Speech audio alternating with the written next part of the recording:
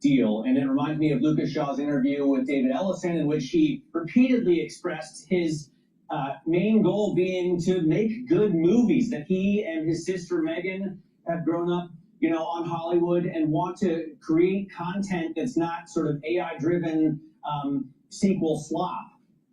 Is it true that, the West Coast is more behind the Ellison deal? Because they do also want to fire a lot of people, right? I thought you guys were going to ask me about the debt package, and we get to talk about the future of Hollywood instead. I mean, the way that a lot of the media industry analysts look at this is HBO Max has a ginormous library of content that nobody watches. So Netflix and Warner Brothers Discovery combining HBO Max with the Netflix algorithm would put into the real world, it would put in front of consumers a valuable library of content.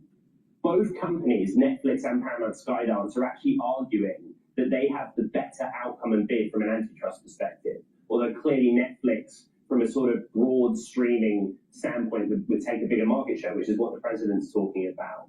Paramount Skydance, remember, that the main technical difference is that its bid is for the whole enchilada. All of Paramount, all of Warner Brothers Discovery, including the cable networks, while Netflix only wants the studios and streaming platform with the plan to spin off and divest the legacy cable assets. I'm not answering your question, which is what does Hollywood and the West Coast want? They, again, I think would look to Netflix, the algorithmic benefit of what the platform on Netflix offers, if it was combined with the studio and the existing library that Warner Brothers Discovery has. That is at least the answer that we've been getting on Bloomberg Tech from the media and entertainment specialists that we've had on. Right, but I mean, movie theaters across the country, I think, rooting for Paramount, right? Because the idea that Netflix is going to let something play in the cinema is unlikely. Because very quickly, Netflix's track record is to have a preference of releasing high caliber content on the platform first with very limited theatrical release. And in Lucas's detailed reporting through this saga, we aren't sure when in their proposal in the bid. And I'm sure that is a question that the watchdogs will ask over the course of time. We could spend a lot more time talking about this, and I'm sure you will on Bloomberg Tech Kicks Off at 11 with Ed Ludlow and Caroline Hyde. From AI to infrastructure, stocks, cities, Scott Kroner shares some of his top picks for 2026. We're going to get to them next. This is Open Interest.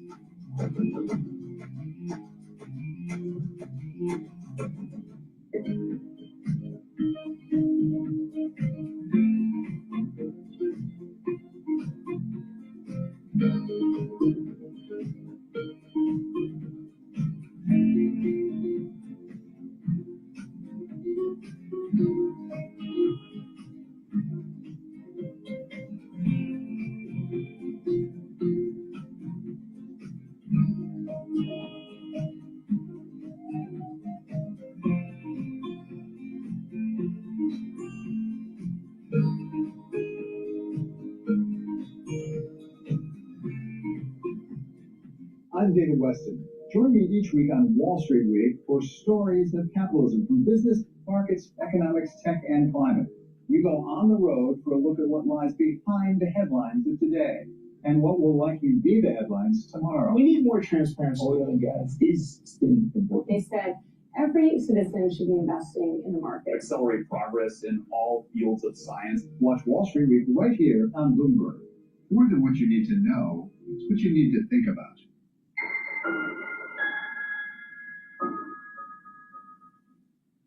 Bringing you up-to-the-minute news whenever and wherever it happens. I'm Haslinda Amin in Bangkok. This is Bloomberg. Key investors, top executives, global innovators. Join me for in-depth conversations with the biggest newsmakers on the day's top stories. Insight with Haslinda Amin, only on Bloomberg.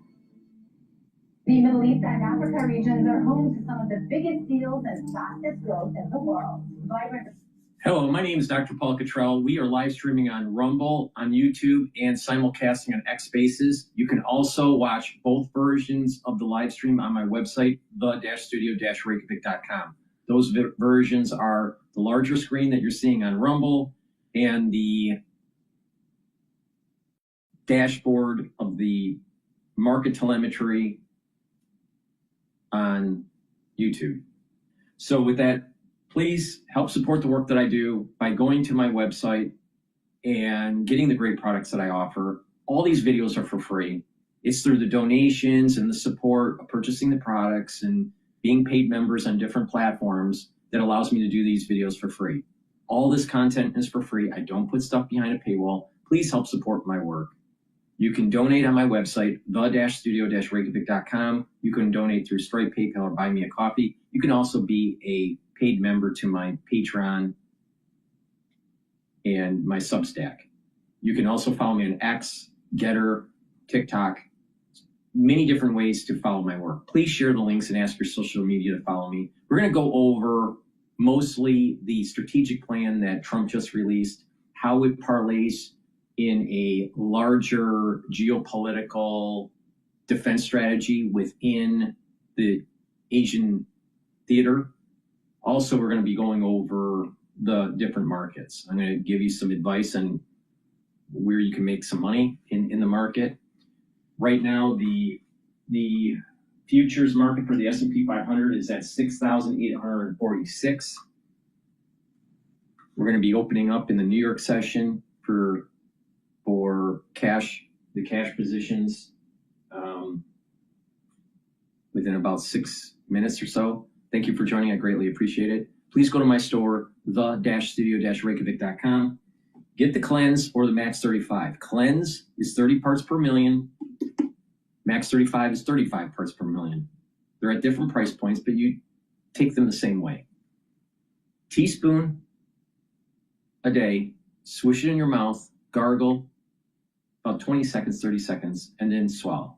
What this will do is improve your oral cavity, your oral pharynx, help with your epithelial lining, and maintain your mucosal barrier. This will boost up that immune system. This is something that you should be doing every day. If you're not feeling well or someone around you is not feeling well, what you want to do, especially during the cold season, is take a teaspoon or two a day. I've been doing this protocol for over 5 years, every day. And by doing this, and you stack it with some of the other products that I'm going to be talking about throughout this broadcast, you're going to be able to slow down the aging process and boost up your immune system. So go to my store, the-studio-reykjavik.com. Also, we're in the season of gift giving because of the holidays. Get some of the products and use them as gifts, or view it as it's turning a new page. It's at the end of the year, or there's a new year in 2026. I want you to get healthy. If you follow my advice, you will slow down the aging process and get healthier. So please go to my store and get the drops. These are made from structural nanosilver. Be prepared for the winter season. If you've been paying attention to the news, there's some things that are floating around. And get the lemon, the honey and lemon, the blueberry, or the cherry flavor. All right, get a few bags for your household. Very high quality, made from structural nanosilver. The moment you have that throat irritation, take them right away. If you're around someone that's not feeling well, take them prophylactically. So please go to my store, the-studio-reykjavik.com. Use discount 5, you get $5 off any order. I want you to save some money. In addition, if you buy $100 or more, you get a free gift until supplies last. And if you've been paying attention to me and you get one of those anti-aging boxes or longevity boxes that I sell, you actually get further discount on top of the discount 5. Okay, with that, what I want to do is I want to play some of the details of this strategic strategy that was released. The strategic plan that was released here. All right.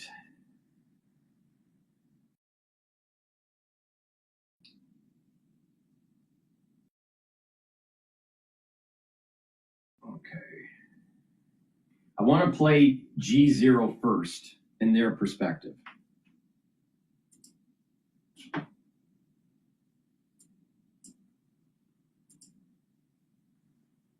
Brother here, and a quick take to kick off your week. So much talk around the world, and appropriately so, around the new United States National Security Strategy document that outlines how the United States thinks about its role in the world. And it is pretty dramatically different. And it reflects, I think, the most important difference between the Trump administration and other administrations in foreign policy, which is on its traditional and closest allies, the Europeans. The transatlantic relationship and the security agreement in NATO does manifest the strongest alliance in the world heretofore. But President Trump, unlike Biden and unlike other previous presidents, believes that a strong Europe is not in U.S. interest, particularly a strong, coordinated Europe. He does not like the European Union. And it's not because he thinks the EU is a dictatorship, though you see some of that in terms of Elon Musk and other MAGA supporters that have made those arguments. Trump has no problem with dictators or with Democrats if they like him. His issue is that the EU together has the ability to tell Trump things that he doesn't like to hear. It's like pick on somebody your own size. Well, together the Europeans are the size of the United States, at least in terms of trade and regulatory capabilities. Now, Europe is mentioned twice as much as China in the documents, which is a little unusual on its face. The Russian government, the Kremlin, has come out publicly and said they're basically aligned with the Trump administration's national security strategy document, which should make you have reason to think that there might be some challenges with it. The issue here is that ultimately the Trump administration believes that exit from Europe, and certainly a weaker European Union, would be in American interest. Now, there are lots of members of European leadership that also believe that Europe has serious problems, that even some of whom believe that Europe faces some level of civilizational decay, as is written directly in the NSS. You certainly heard that from French President Macron. You've heard it from a number of German leaders, though not as strongly as the latest chancellor. You've heard it from the Italians. It has led to a change in policy on migration, where under Angela Merkel, when she was chancellor, they were just letting in enormous numbers of migrants, particularly Syrian migrants to Germany, who were not well integrated, many of whom were not particularly welcome, and a lot of whom were not willing to integrate into a German sense of nationality and belongingness. And as a consequence, you see much stronger migrant tough policies on migration from across the EU and from Ursula von der Leyen and her party, which hails to the center right. Having said that, these policies are made and they're meant to make Europe stronger, not weaker. They are meant to be about more competitiveness, like the Draghi plan. They're meant to reduce a level of over-bureaucratization and red tape, which historically had been thought of as the European superpower, but is preventing them from economic growth and productivity. It's chilling entrepreneurship, and it means that they don't have the kind of R&D investment or technology platforms that the Americans have developed, and the Chinese, by the way, have developed. So there is a recognition that there's a problem, but the European belief in that solution is that Europe, and therefore the EU, should be stronger. And indeed, so many of the Eurosceptic parties inside Europe have themselves given up on the idea of Brexit for themselves. I mean, the National Rally in France, which used to be the National Front, has rejected the idea of Frexit because it's extremely unpopular in France, and instead wants more sovereignty, but also certainly wants to still be a component of a strong European Union. Indeed, a strong European Union is one of the few most popular policies that Europeans across the board agree on, in part because Brexit was seen to be such an onerous and burdensome disaster, not least by the Brits themselves, most of whom believe that it was a mistake and they would undo it if they could.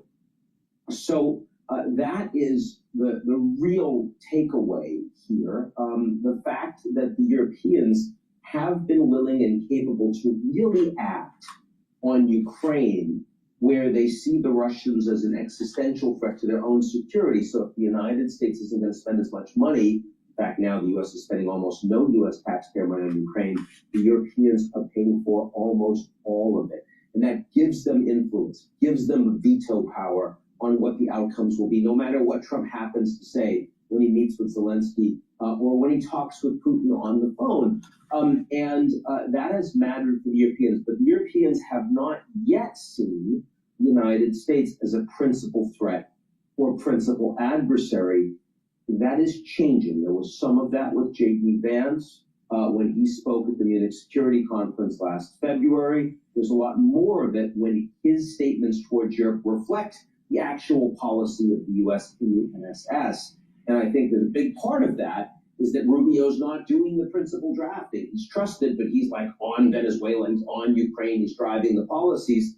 J.D. Vance and Stephen Miller, who runs a lot of what used to be the National Security Advisor, much closer to Trump and closer and more trusted by Trump, those are the principal people drafting, those are the principal people driving strategy, how the Europeans respond and to what extent they see themselves as in an adversarial position with the United States. And that requires existential decisions by them with urgency, where they have moved on Ukraine. That'll be something very, very critical to follow in the next months, particularly as we get closer to next year, next February's Munich Security Conference, which I'll be at and watching very, very closely. That's it for me. I'll talk to you all.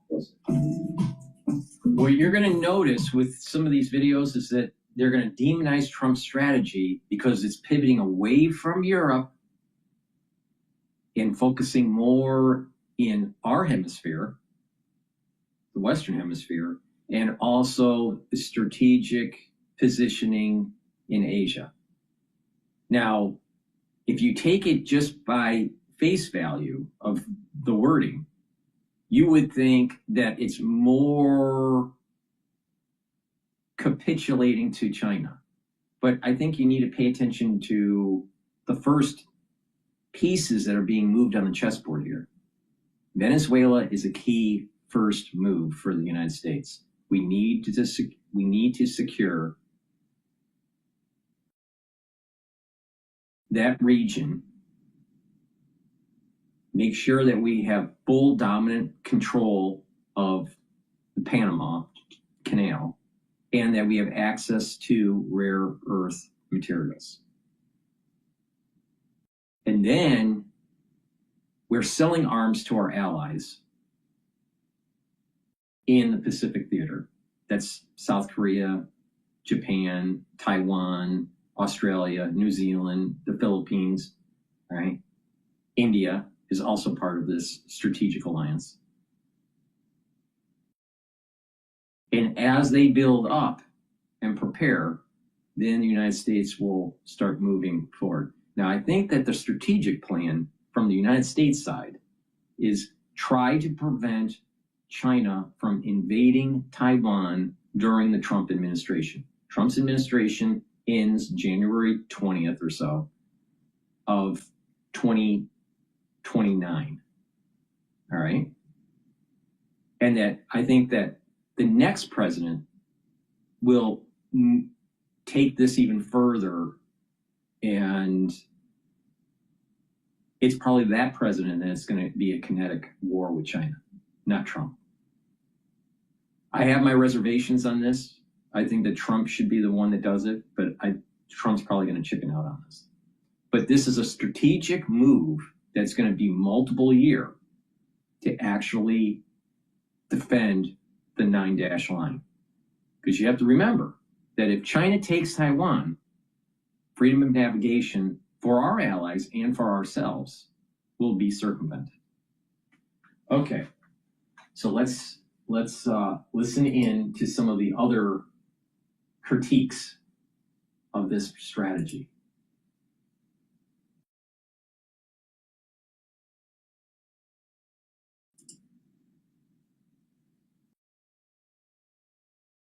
All right.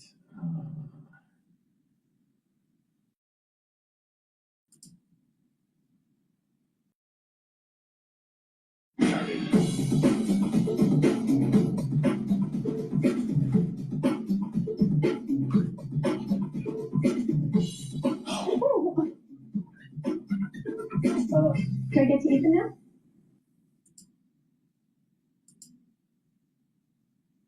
Get back to it. It's not going anywhere. And I need to talk about the new national security strategy and perhaps this Monroe Doctrine. I mean, after all, like I've called this YouTube channel Pax Americana, which suggests I do have an interest in the American empire. I am pro-American empire. But that doesn't necessarily mean I'm for or against any particular thing. I despise jingoism, I don't like chauvinism. And, you know, as I said in an early video, for me, the first law, Shirkin's first law of strategy is don't do stupid stuff. So they're doing stupid things in the name of rah, flag waving. That's not what I'm into at all.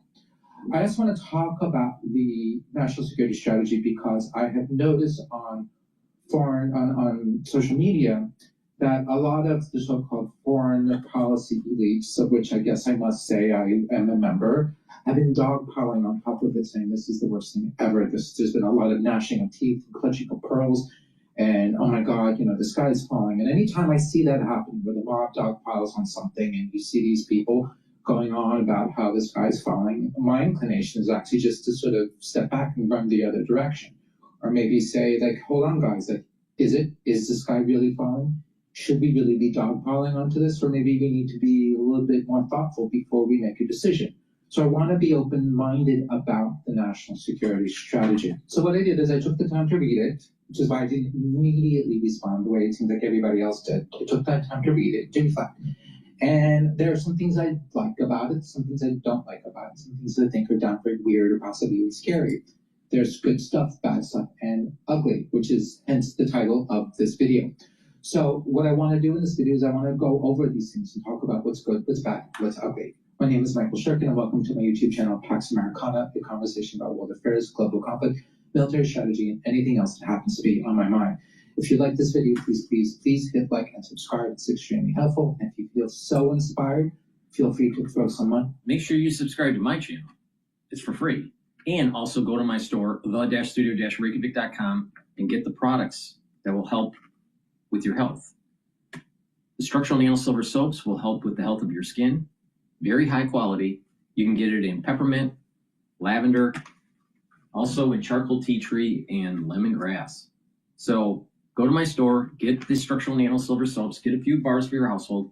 You can use them as gifts too. This is perfect. Make sure you use discount 5, you get $5 off. If you spend $100 or more, you get a free gift until supplies last. And if you get one of those anti-aging boxes or longevity boxes, you'll save even more money. Way, either by using the thanks button here on YouTube, or you can also buy me a coffee using the link that I put in the description below. Also, you can sign up to become a member, which would make you among the coolest people on earth, which is a really great thing to aspire to become, right? Am I right? So, all right, so let's get on to it.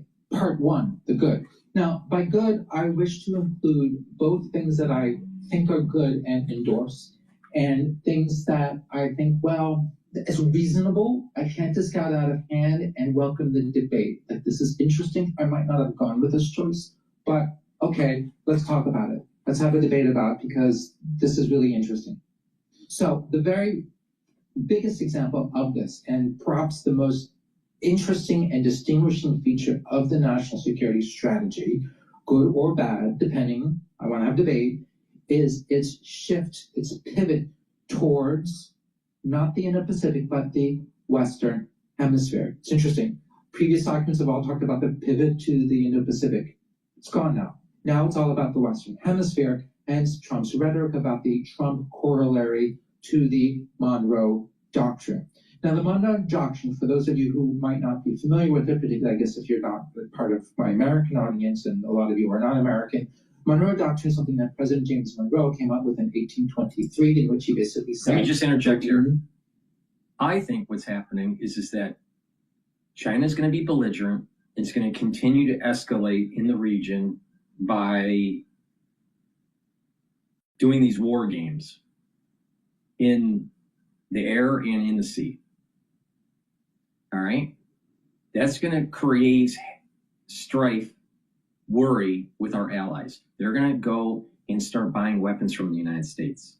This is going to be for a few years. And when that happens, there's going to be further tension between the Allied forces and China. And as we have secured the Western Hemisphere during the Trump administration, it sets in motion for us to fully be prepared for a war with China. Because you got to remember, we need some time to build our ships. We're having a little problem with that. And I've done multiple videos, and a great source of information on that is Naval Institute. So this is a multi-year, multi-step strategy, a stepwise strategy to actually have a war with China. That's my take on it. It's not what is said, is what are we doing? If we really want to de-escalate with China, why would we be sending weapons and selling weapons to our allied forces in the Pacific? Why are we decoupling our manufacturing? Do you think it's just to build up our economic clustering? No, it's to reduce our exposure when we do have a war with China. It's reducing our exposure economically. But it's because this is so entangled, we need multiple years to untangle this for our benefit. It's a multi-year strategy. More European mucking about in the Western Hemisphere, and from now on, the United States is going to be the top dog, the hegemon of the Western Hemisphere. The Monroe Doctrine was always a weird thing. It always seemed kind of crazy and radically premature for the United States to be issuing. Because in 1823, the United States had no military power to speak of, and had very few interests beyond our own borders, and just simply wasn't in a position to be doing anything about the Western Hemisphere, doing anything about any European powers, anybody else for that matter, who wanted to buck about in the Western Hemisphere. The United States was very solidly focused on conquering and settling our own continent. And we had just enough military power to enable that, using the army to fight Indians. But that's it. Like, we had nothing else. We had no navy to speak of, no standing army. And in reality, on the ground, concretely, what the Monroe Doctrine amounted to was actually an endorsement of the Pax Britannica. Because back in those days, the British Empire was the dominant force in the Western Hemisphere. It was mucking about ceaselessly in South America and Central America and doing all sorts of things. And there wasn't a damn thing the United States could do about it, even if we wanted to. And the reality is that most of what the British were doing served American interests as well. By and large, American interests and British interests in the Western Hemisphere aligned. This is a great and wonderful thing for the United States. Why? Well, because it meant that the British could do all the heavy lifting. We didn't have to do any of it. It also meant that we didn't have to worry about the British. And just think about this, how awesome that was for the United States, that we could focus for so long on conquering and developing our own economy, our own continent, our own resources, without having to fret about defense, without having to defend the border with Canada. I mean, imagine the expense of that if we had to build fortifications, we would have had a large standing army. Imagine if we had had to have a navy large enough to take on or dissuade the British, that kind of thing. Like, crazy. We didn't have to do any of that, and that's a really wonderful thing. Yay, us. But that's why it's so weird, because we can do anything.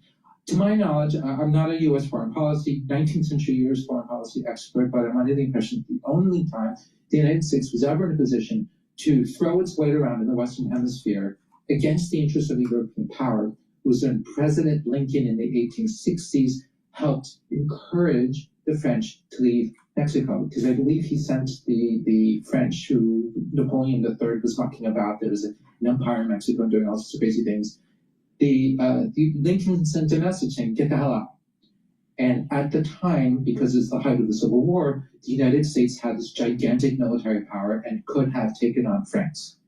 And the French got the message, and this encouraged them to leave. I don't know if it's necessarily, they're also defeated on the ground, but. What's another thing that's really important to pay attention to is that you had these countries that were trying to colonialize, all right, and spread their empire, get resources, right?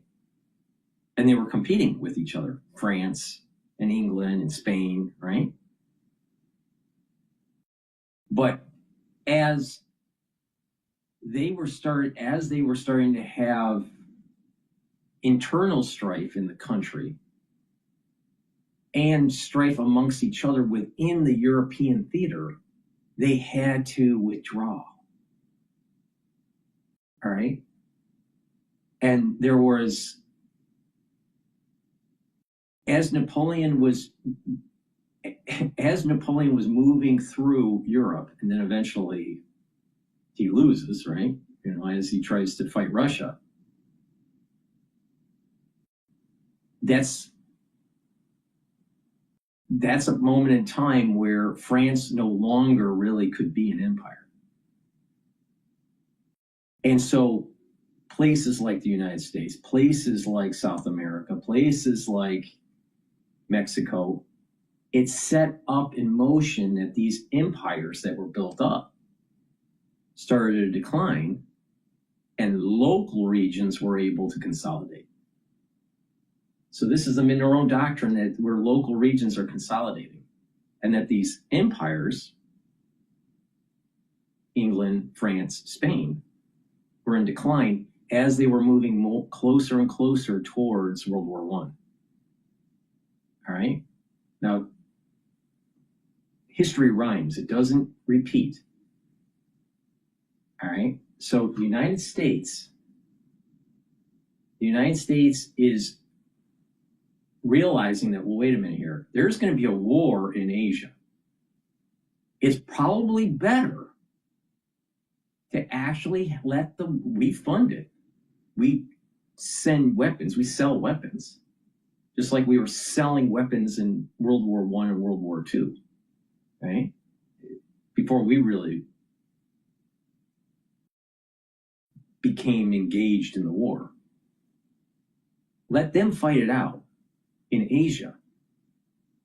And then we come in as a secondary force, a second wave, where we've built up, we've made money in the sale of the arms, and we are more reserved in our energy to be able to produce force against China. So I see this as almost like there's a declining of the empire. There's a declining of empires, just like it was happening in the 1800s. Declining of empires, the European empires. And then there's local consolidation that led to conflict in these local regions, especially in Europe, but also in Asia,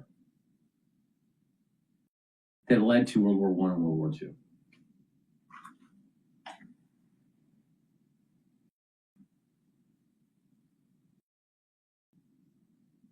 Now the question is will there be something similar with the conflict that was in Europe in World War I that will happen between the North America and South America? Will we have our version of this internal conflict within our hemisphere? I think the military prowess of the United States and capability far exceeds anything that's in South America. So there is definitely asymmetry. But you're talking about regions that, you know, a lot of it's jungle, but there's a lot of resources. I would think that the United States would have a higher odds of winning if there was some sort of North America, South America war that takes place. All right, let's continue. Those are some of the thoughts that popped in my mind when he was talking. I think the French are like, well, maybe we should double down here. Let's go. But then we got rid of that military power, and it's not until the end of the 19th century, with the Spanish War in 1898, that the Americans really had the interest and the wherewithal in throwing a weight around in the Western Hemisphere. At least that's the way I see it. Up until that time, we just were too weak and, frankly, busy doing other things like settling our own continent, which is great. So why did Monroe do the doctrine? I don't really know. I don't know enough about the politics, domestic politics in the 1820s. Maybe somebody in the comment below can explain to me why Monroe did this, but either way, that's the doctrine. Okay, so what Trump is offering is a renewed focus on the Monroe doctrine. That's not what I would have gone with, but I can't say categorically that it's bad. It's interesting. It's right, let me just interject. Before the strategic plan was issued, I would have thought that a full pivot to Asia was the better policy. But knowing that our military is not prepared for a full-fledged war with China. Also, the simulations show that there's a high probability that the United States loses when it tries to defend Taiwan. Or if we do win, it's catastrophic for our military and for our economy. So what did we do in World War I and World War II? Let our allies fight the war, wear down the enemy, and then we come in to clean up. And oh, by the way, we make a ton of money selling the arms. And we're cleaning up our backyard, aka South America. That probably is a better policy.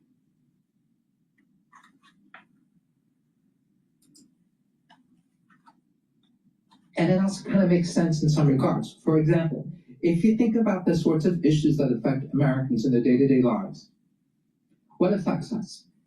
And often world affairs, the things that go on are sort of, the things that are at stake are abstract and don't necessarily affect us. But if you think about what affects us day to day, as I go out and about and wander around the neighborhood, it's two things. Well, migration is the first thing. The second thing is, although that doesn't affect me, but it does affect many, many people in the larger community, is drugs, like the narcotics problem, the opioid epidemic. These are real things. These are things that come out of the Western Hemisphere. These are Western Hemisphere issues. This doesn't have anything really to do with China or Europe or Russia or great power competition, anything like that. This just has to do with problems that are kind of indigenous to the world below our border with Mexico. So if you're trying to craft a strategy or a foreign policy that really answers to the concrete reality of your average American, why not, right? The Monroe Doctrine kind of makes some sense. Like this makes sense in terms of what are our interests, but these are our interests, and these are our primary interests. And there's this whole statement in the Trump's national security strategy about what our interests are, what are our vital interests, and it's really hard to argue with them because they're about, like, you know, our health, our safety. We don't want people messing with us. We want to do something about the narcotics thing. You know, it's all sort of real stuff. And then if you're trying to deal with the world of the real rather than the theoretical, then you can see that the Western Hemisphere maybe requires more attention. The other thing that I think that the Trump national security strategy rightly says is it talks about how the American foreign policy establishment for decades, well, since forever, has judged that migration and drugs have been manageable problems and relatively inconsequential, such that we can focus our attentions on other global problems. Trump is basically saying, not so fast, these are consequential, and guess what? We've done a terrible job of managing these things up until this point, and it's hard to argue against that. Now, we might have differences about migration policy and immigration policy, etc., but it is a mess, right? And narcotics is a serious problem. Again, also with narcotics, there are also things that can be said about narcotics and what's the best thing to do about it. For reasons I can't possibly explain, I've been sort of obsessed with these YouTube channels that do interviews with fentanyl addicts on the streets of Kensington, Philadelphia. And the interviews are, I mean, it's often brutal stuff.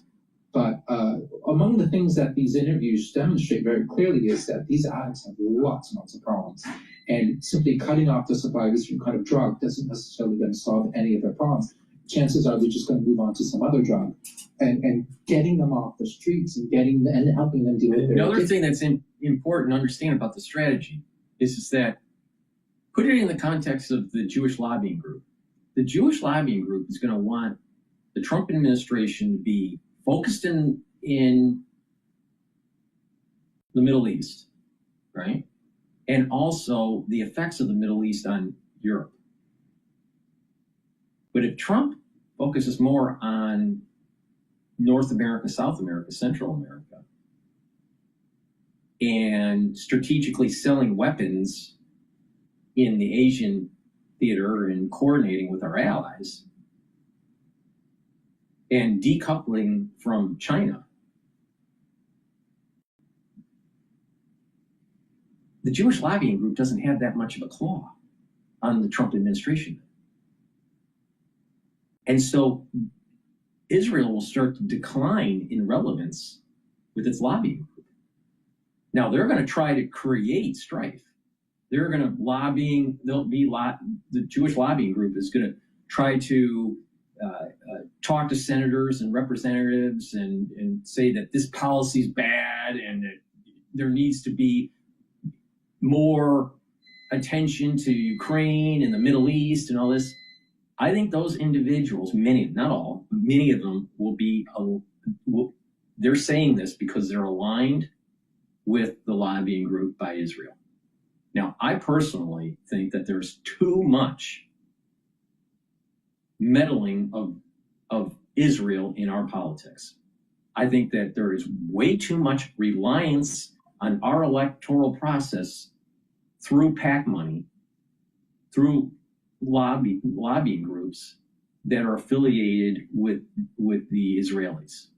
Now, you know, some people would agree with me, some people would disagree with me, but I think there is a serious problem that is starting to emerge. Not even just starting to emerge. It's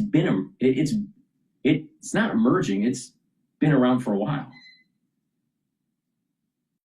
And if we don't stop this, we may be in forever wars like what happened for 20 years after 9/11 in the Middle East. That didn't help us.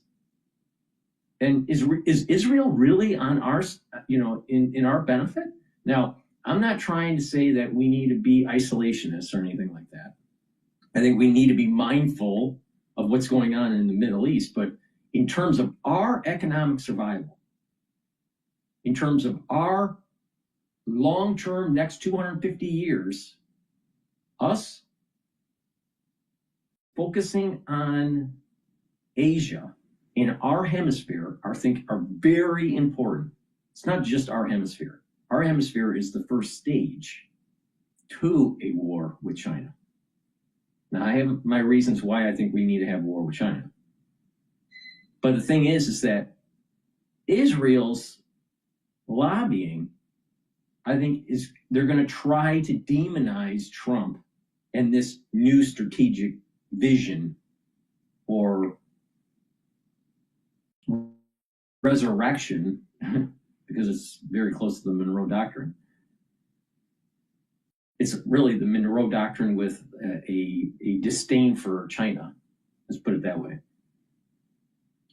So keep that in mind. We're going to see a lot of people that are going to be demonizing it. And then you ask the question, why are you demonizing it? And I'm willing to bet there's 1 degree of separation to someone in the lobbying sphere by Israel. Now, there was a news article, I believe it was The Guardian, that came out. So we have military staff trying to maintain the peace within Gaza. And so our military is working with the Israeli military for this Gaza plan, peace plan. Supposedly, what has been happening is the Israelis that are part of that group that are working together, they were recording conversations and planning of our servicemen that are in our planners. And the general, I don't know his name, stated to the representatives from Israel to stop it. Now, Israel declines. When asked questions, our military is not willing to divulge any more information. But the point here is that Israel's playing games. And as they continue to play games, they're going to lose support by the American public. All right, let's continue with this. It's going to require treatment programs that are of a scale and of a quality that simply don't exist these days. Okay, so there's this whole debate about treatment versus enforcement, all this sort of stuff. That's way beyond my expertise. I don't want to get into this in this video. But let me just say that at a very basic level, I would agree with the Trump administration that drugs and narcotics is a serious problem. What to do about it, we can debate, but it is a serious problem. All right, U.S. October layoffs rate 1.2%.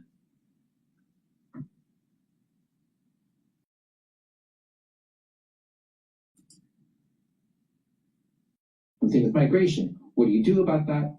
We can debate, but it's a real thing. Immigration affects all of us. Every time I go out into the street or go to a gas station or 7-Eleven, I'm dealing with immigrants all the time. Is this a good thing or a bad thing? Most of the time I find, the vast majority of the time, I find that my interactions with these immigrants is perfectly pleasant and fine and positive, and I'm okay with it. But it's a thing. It's a real thing that I can't pretend is of no consequence to my life. So Trump, I think, is kind of hitting the right note there. More things that I want to put in the good column. The national security strategy calls for downplaying the importance of the Middle East in American policy.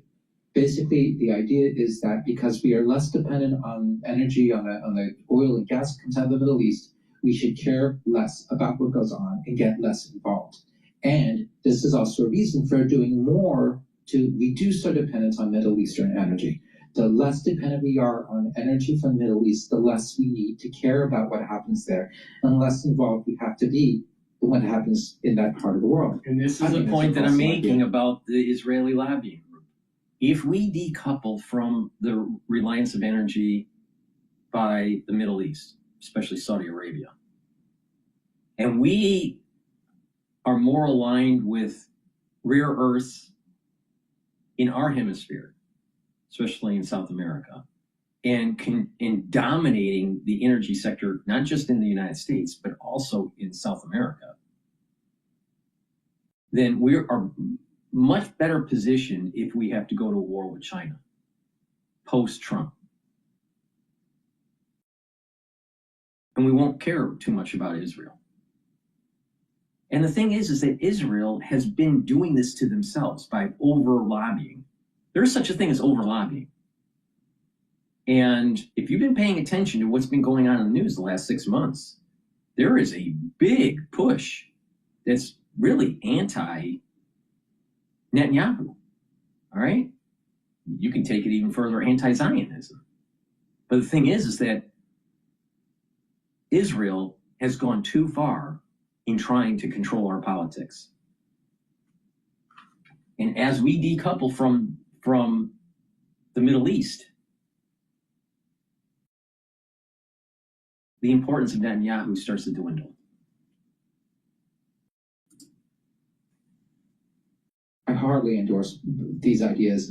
I mean, when you look at the way the desire to keep cheap oil coming out of the Middle East and out of the Persian Gulf has so distorted American foreign policy for the last, well, I guess ever since World War II. I mean, it's really appalling in the way it's distorted and it formed our relations with the Gulf states and these kingdoms and the Iraq War is like, come on. I mean, I endorse this. I think this is great. And if it does mean doing more energy production in the United States, yeah, I don't have a problem with that either. So I'm going to put this under the good category. I would also add that in general, I like the emphasis that the national security strategy places on promoting American interests and looking after ourselves and our own interests before other people's interests.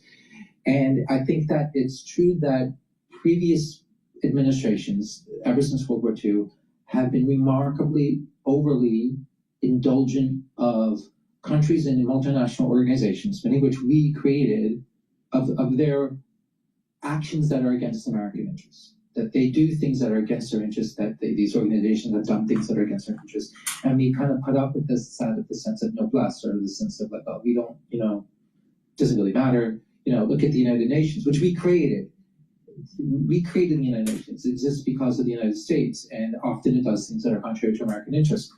Now, the reason why we did this in the immediate aftermath of World War II is it's really very noble, because what the United States did at the height of its economic and military power, the immediate aftermath of World War II, is basically said, we agree to cede some of our power and some of our sovereignty to these multinational institutions because it's in the interest of the whole. This is for the greater good. It's remarkably noble, and I think it's something that distinguishes the American empire from its predecessors, the Pax Americana from some of the previous empires. The fact that we could have taken a very different approach in 1945, 1946, because we had all the power and all the money. We did it out of sense of right and wrong, ability. This is great. But that being said, you could also argue that there are lines that maybe people go too far. Are we allowing institutions or different countries to go too far? And Trump is signaling, let's not do that anymore. And I can't disagree with that. What that might look like in detail, that's another issue, but as a general principle, I can't disagree with that. I select the national security strategy's emphasis on the American worker and on American jobs. I agree with its criticism. There's a criticism in the NSS about how previous administrations have encouraged the industrialization of the United States, have worked with, run with this theory that by enriching China, that would be in our interests, and I think that notion has been proven false and is in fact boomeranged against us. I think that the way the American elites, and I hate to use that word, I'm going to talk about that in this video, there is this consensus in the United States that free trade is good, but the consensus, it feels more like a religious dogma to me than anything else. And maybe it's because I read too much Marx, right? The way Marx talks about free trade is that it just furthers the commodification of labor, but it also, it starts with the assumption that what's good for the whole is what's really good for the capital, for the rich people who can invest in the stock market, and you can benefit. So if you offshore a factory, this is good for the stocks of the company, right? The people invest in it, but not necessarily the people who work for the company, that kind of thing, right? Is it in our interest? It's like we invited China to eat our lunch and then steal the recipe for our lunch and then buy the restaurant in which we're eating. This is a real problem. Does it really serve our interests? And I don't know. I think this is the reason why I've been talking about economic clustering. We need to bring back our manufacturing because that's where real innovation happens. You don't innovate by just designing. You don't innovate by having someone else make it for you. You innovate by actually making it. All right? And then you improve. And there are new things that happen that are tangential. New discoveries of the design or the manufacturing of a new product or differentiation or whatever. We have to build up our own economic clustering. And then you'll have secondary and tertiary businesses that are tied to that economic cluster. That's great. And what that will do is boost up our GDP, and our debt to GDP ratio will improve, which is super important. So building up our economic clustering and reversing the hyper-globalization that took place in the 90s all the way to the present time to make us more economically viable is prudent.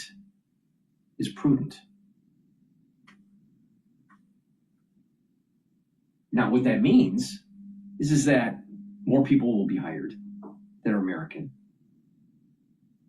More stuff will be created. More other jobs will be created. And people will actually be able to form families and have this, quote, American dream. In addition, new businesses will be created. You think new businesses will be created if you ship jobs overseas? No, of course not. But new jobs and more people will be hired if we continue on building up our own economy and not shipping the jobs away. Now, that doesn't mean that all jobs are going to be in the United States, that everything is going to be made in the United States. No, it won't. But the thing is that more should be made here. We need to reverse the policies of NAFTA, and we need to reverse the policies of the trade that really went into hyperdrive at in 1999 and 2000 with China because of Walmart and other companies. You know, it was GE that was trying to figure out ways to save money and help their share price by shipping manufacturing overseas. Not just Walmart.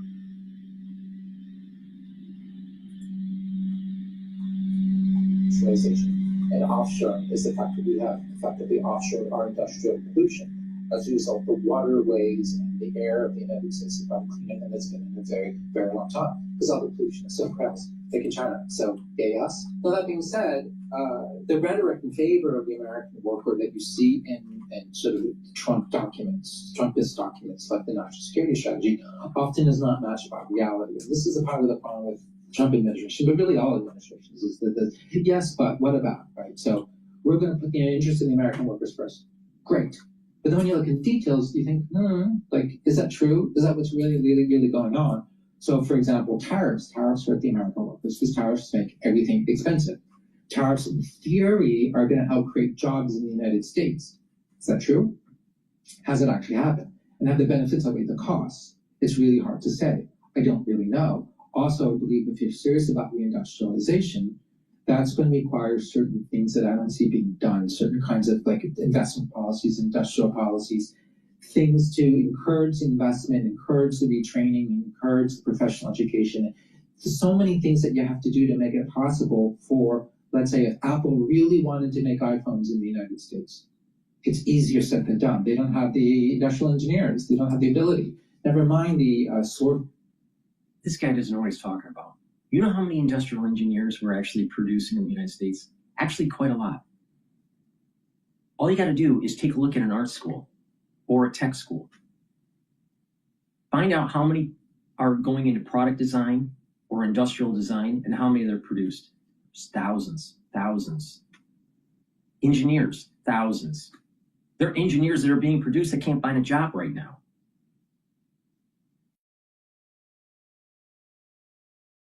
He's wrong.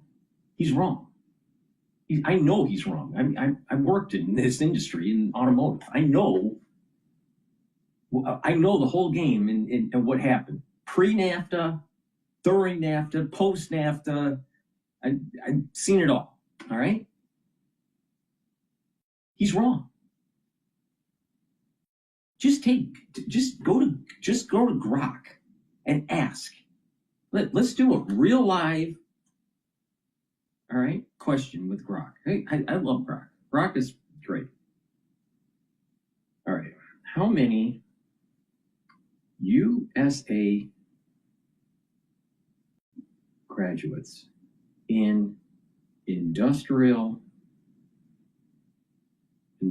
design? Now that's just industrial design, okay? So basically they do CAD, they do product development, all right? But then you also have manufacturing engineers too that will be needed, and there's lots of them. Think about all the plants that we have in automotive. We still make a lot of cars, and all those lines need manufacturing engineers. This guy doesn't know what he's talking about. How many U.S. graduates in industrial design on average per year? Okay, let's see. What does Grok say? It's thinking. Approximately 1,700 USA graduates in industrial design per year. That's a lot. You can do a lot with that. That's per year. All right. Now, what about manufacturing? What about USA graduates in manufacturing engineering on average per year?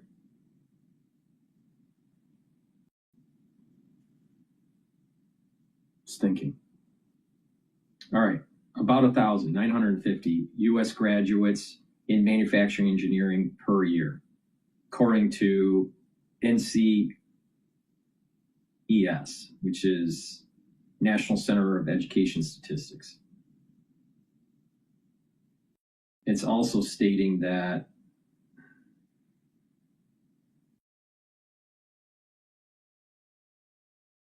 so there's a little bit, I'm a little bit surprised that it's below 1,000. I was figuring about the same as industrial designers. So we need to up our game on the manufacturing engineering side.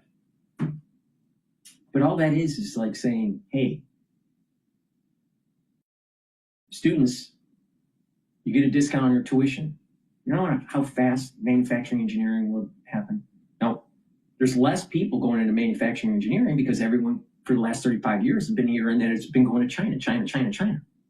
But there's a lot of manufacturing engineers in the United States because of automotive. So let's dive in a little bit. How many manufacturing engineers in USA?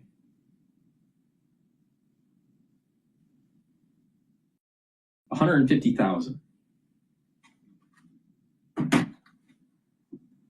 We got the base to do this.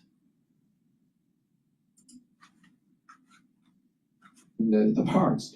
It's just a question of, do you really have people who are capable of doing this kind of work? To get it, you can't just put tariffs on the Chinese-made stuff. You also have to help. No, this is a thing. This is a paper-pushing think tanker that never designed or manufactured anything. I can tell right now.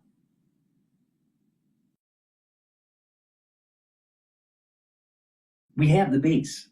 Build the business. They will come. You will be able to find people to work in it. And so what we've been told by CNBC and Bloomberg and the talking shows is that Americans can't build an iPhone. And then when we find out that, well, Apple's going to be bringing back manufacturing, then we're told Americans don't want to put screws in a device, not realizing that almost most of the iPhone is using robotics, and you have to program the robot. So that's CAD/CAM. You have to design the line. That's manufacturing engineering.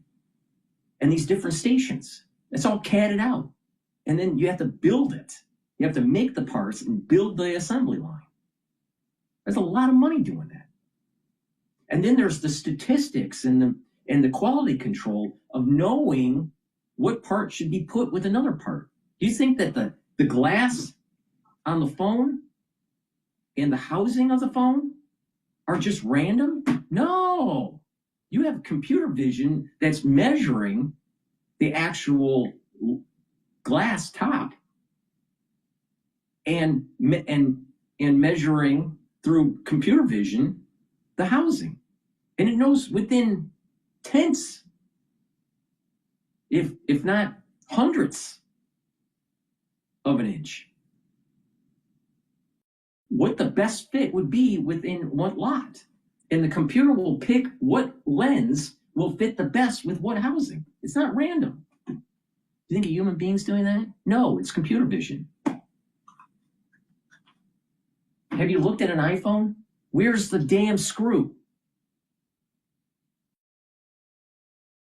It's heavily automated.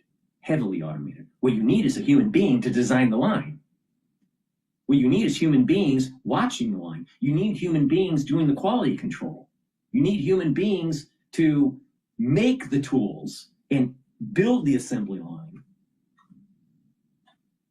See, this guy doesn't know what he's talking about.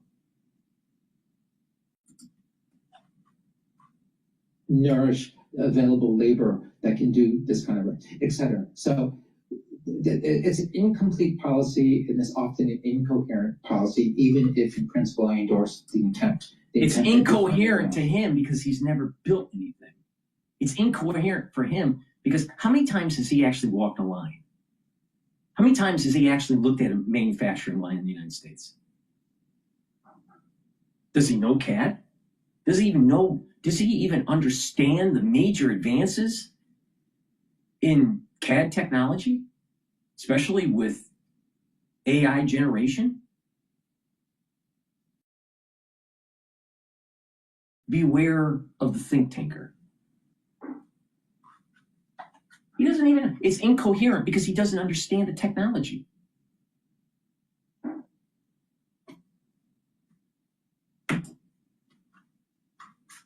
Strategy. Also in the good column, they have to be careful here. The national security strategy calls for pragmatism, being pragmatic, but not making it an ideology of it. Also being realistic, but not falling prey to realism. Realism is something that I'm always suspicious of. Frankly, I'm suspicious of anything that comes out of international relations scholarship. I generally have a lot of disdain for the entire field. I mean, one of the things I notice about realism. Now he's starting to align with what I'm saying. The think tanker doesn't understand on how to grow economies. They don't get it because they haven't done it. They haven't, the United States is about building. Our whole ethos is moving forward, being adventurous, what's at the horizon, and building. We are builders, not think tankers and paper pushers. But what we've had for the last 35 years is a bunch of fucking lawyers pushing paper, telling us what we can't do and what we should do. If you lined up every realist international relations scholar end to end, you'll never reach a consensus about what it actually means. And constantly they're defining it because they always discover that their definition doesn't actually work. Well, you have to understand, it's really this, it's really whatever. It's kind of silly. But there's this idea that you see in the same thing that he's whining about with the think tankers is what I'm whining about him when it comes to manufacturing, technology, and industrial design. We have a lot of people in the United States that would love to have a larger economy within the industrial design and manufacturing industries. We're primed for this. And then when it starts to grow more, which it is, more people will go into those fields.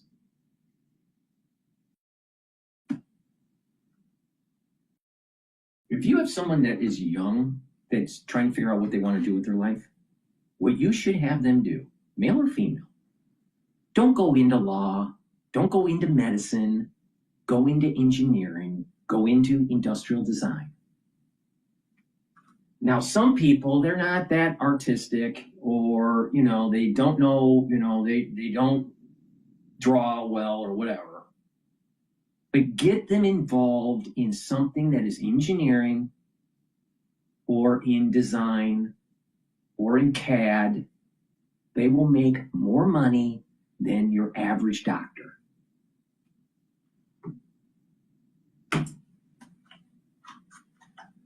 Isms, ideologies, and just trying to be pragmatic and trying to have a common sense approach to things. There's also a sense of not wanting to have values and idealism take the fore in guiding our foreign policy, so we shouldn't be hectoring other countries about how they live their lives and how they govern themselves.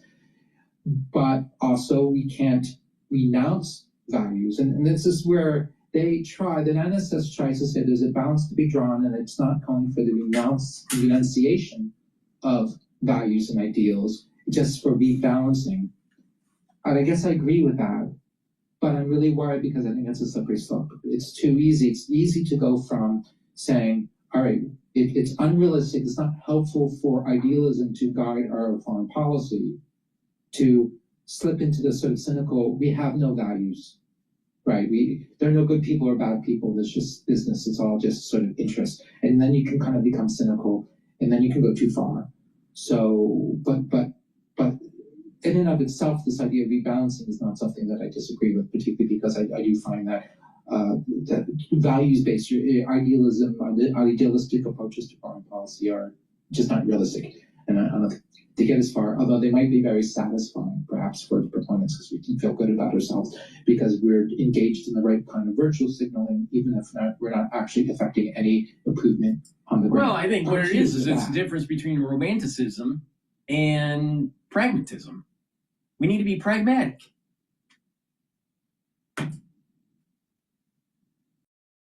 a corollary to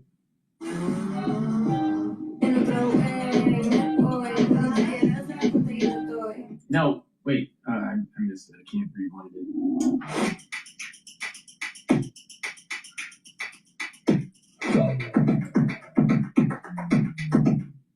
What I was going to show was a little bit of the industrial design and manufacturing of those espresso makers. But, all right. Unfortunately, I can't do that.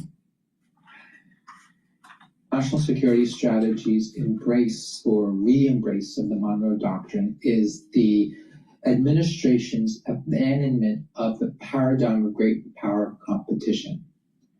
Now, maybe this is something I could put in a good column and say, it's like, I don't necessarily agree with it, but it's interesting, and we should debate about it. But I think it's more bad than good, so I'm going to put it here in the bad column. I do think that we need to debate whether or not the great power competition paradigm is a useful one, it's a healthy one. I think that needs to be said. I think one of the problems with the great power competition paradigm is that it can blind us to things that are really important, or blind us to things that perhaps are more important than the great power competition. It reminds me of the Cold War. During the Cold War, we suffered from a monomania. We were so obsessed with the Soviet Union that this made us blind to things that were going on all over the place that we either dismissed as unimportant or we just didn't even see it all. And it led us to do things like cozy up with people who we shouldn't have cozied up to, just because they made sense. Doing so made sense in terms of our campaign against the Soviet Union. I'm thinking of like the Soviet Mujahideen or Pakistan during that era, right? We helped cultivate groups that eventually became Al-Qaeda because these people were enemies of the Soviets. Were they our friends? Hardly. Does this come back to haunt us? Absolutely. But for the most part, in the Cold War, that's all we could see. It was just, are they good or bad, with good or bad being defined by where they stood vis-a-vis us and the Soviet Union. That's very problematic. Global power competition, even though we've expanded from us versus the Soviets, is a little bit broader than that, but it still is a similar problem. Like if we look at Africa, for example, and all we see is great power competition, we only see Africa through the lens of great power competition. The likelihood is much greater if we become blinded to things that are really important. And also it means we're not seeing Africa for themselves, or Africa qua Africa, or Africans on their own, in their own basis. They're just sort of theater of a war between us and China or something like that. And I can't see how that's a constructive thing to do. So, okay. Africans have more than 1 million years to get their shit together. Have they? No. And then that you'll have the people that are coming from the Ivy League, they're saying, well, that's because of colonialism. Really? Really? Or is it because of ethics? I think you can judge a lot on a society based on its ethical core.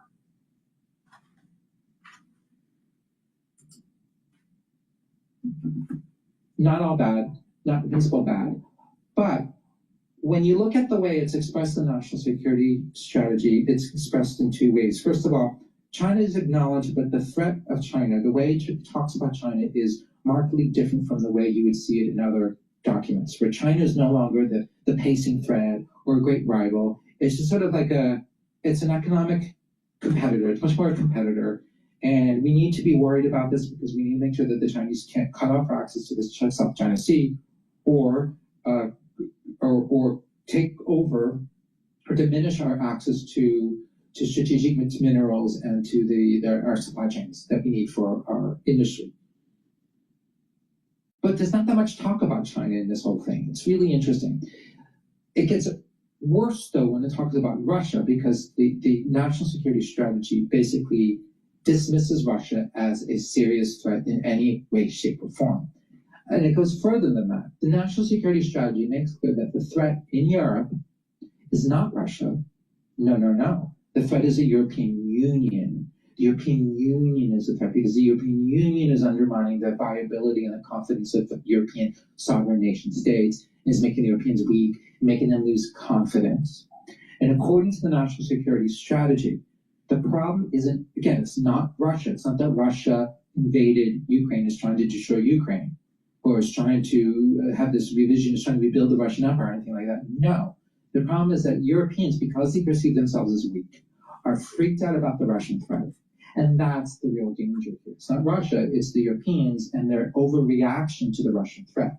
According to the national security strategy, what the Europeans need to do is get a grip, calm down, be more confident about their own strength, and thus they would no longer freak out about the Russians, they would no longer fret, and everything would be fine, because that means that the risk of a conflict with Russia would be much reduced. And then our relationship collectively with Russia would stabilize. So the objective here is stabilizing the relationship with Russia. It's not Russia that's threatening the stability of the power dynamics. It's the Europeans, because of lack of confidence, that are threatening the instability of the security system. Totally bizarre. Now, there's a little bit of truth in this, in the sense that, yeah, the Europeans are really insecure, and I guess this is a result of their 80-year dependency on the United States for their own security. The reality is that Europeans, especially collectively, have the economic and military might to throw Russia around like a rag doll. They could totally take on Russia, no problem. They have enough tanks, enough planes, etc. They have the industry. It's not a problem. But they feel insecure in part because they're not acting together. They haven't, it's like they waste a lot of effort, they waste a lot of money.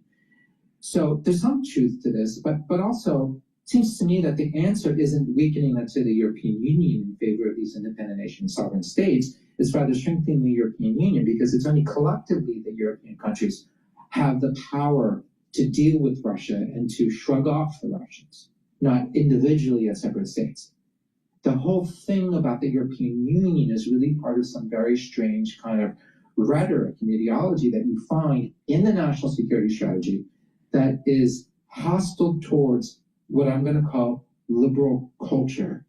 And now this brings us to the ugly, part 3. In the national security strategy, there are things that I think are at very best weird and often quite ugly, and things that are ugly because what I hear are echoes of illiberal far-right politics and the fascist regimes in the mid-20th century. What am I talking about? For one thing, the national security strategy frequently evokes the specter of elites with their globalist agenda. All right. There's always some truth to that, right? Because you can talk about like the foreign policy blog in the United States and the elites, people like me with a fistful of Yale degrees and my Brooks Brother jacket and look, Brooks Brother jacket, multiple degrees from Yale, and wait a minute, and he's telling you that Americans can't make stuff? This is the problem that we have in America. The intelligentsia. You see, there's a special place in hell for these people, all right? The 9th level of Dante's Inferno is dedicated for private equity firms. The level right before that, level 8, for Dante's Inferno, for hell, those are for the lawyers. Now, if you're a lawyer and a private equity guy, there's a special place that's not even mentioned in Dante's Inferno. That's level 10, where you're permanently in hell. But people like this, it's a problem. Because they're giving advice and they don't know what they're talking about because they weren't on the ground. They don't get it. Do you take advice from a general that never fought in a war? Do you take advice from a general that never was a soldier? Of course not.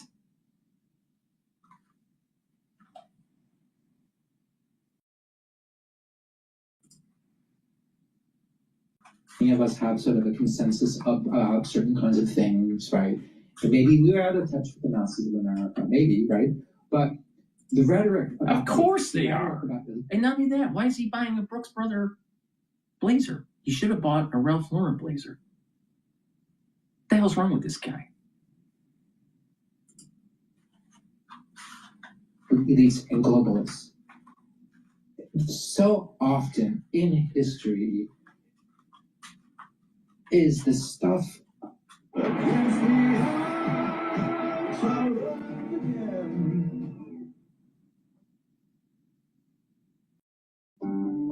got from single cool guy car to married guy car to family car. I'm just... Is the stuff of, I mean, first of all, it's the stuff of populist politics everywhere. That's true. But it's also the stuff of very toxic, illiberal politics. I'm going to give you an example to make this clear. Very, very often, anti-elite, anti-globalist rhetoric really ends up being anti-Semitism. Now, I'm not here to say that the national security strategy is anti-Semitic. That would be absurd. But if you look at this historically, and you look at different countries, France and Germany, and US also, and everywhere in the world, really, very often, illiberalism and anti-Semitism go hand in hand. Yeah, I the agree one with is that. a cover for the other, or the one is instrumentalized by the other. Right. So I'm not saying this is bad for the Jews or anything like that. It's rather the presence, the functional presence of anti-Semitic rhetoric, the discourse. The other side of this is that when you have policies that what he calls illiberal, really just antithetical to Reagan and Thatcherism, all right, that's a way to circumvent the overuse of the lobbying group by the Israelis. All right? We have a problem in the United States, and it's our lobbying group in so many spheres. Do you think globalization happened because it was just about shareholder value? No, it was a strong lobbying group that opened up the doors. And then supercharged with PAC money. Now, what will be interesting is when the legality of PACs in politics is looked at by the Supreme Court, and if it's struck down, politics are going to radically change. Because that means that you're starting to normalize between the ones that are the voters, and you're reducing that power dynamic between the rich, all right? Because rich create PACs. Rich give money. The PACs push the campaign forward. Well, if you eliminate the PACs, then you are eliminating some of the, quote, legal money to influence politics. And that's domestically, that's the Koch brothers, that's the Walmart family, that's also the Israelis. But he's right that there's a tendency that illiberalism and anti-Semitism has a tendency to be hand in hand. But there is the U.S., the United States political scene needs to truncate the lobbying power of the Israelis. Is a signal. It should alert everybody to the illiberal nature of the larger politics. So this might have nothing to do with Jews. It might never lead to the targeting Jews. Let's never mind that. It's about illiberalism and a critique of liberal politics. I think fundamentally, liberal politics are what makes the West the best. That's why I like the Pax Americana, because fundamentally, more often than not, it tends to espouse liberal politics, certainly far more than the alternatives to the American Imperium, which I think tend to. The problem comes in is that sometimes it's a slippery slope, and this wokeism attaches itself to a liberal politic, and you start to have infighting, and that's what we're having today. I mean, just look at it. I mean, people can't even have Thanksgiving together anymore. Should we have an open society? Yes. But if you have too much of an open society, then you let in undesirables. Well, if you have too many of those undesirables, it's causing more havoc with the use of taxpayer money. Do you think it's right to be funding illegal immigrants and not supporting our elderly and our veterans? He went to Yale. Yale supports their veterans. I mean, out of the Ivy League, they're probably the biggest supporters of veterans. There are more veteran organizations out of Yale than out of Harvard. But Yale and Harvard are pretty damn close in supporting veterans. The sad thing is both of those schools also are pushing ultra-liberalism. I mean, I believe out of the Ivy League, the only football team that actually holds the American flag as they're running onto the field at the beginning of the game is Yale. Harvard doesn't do that. Why? I don't know. Probably too much money coming from China.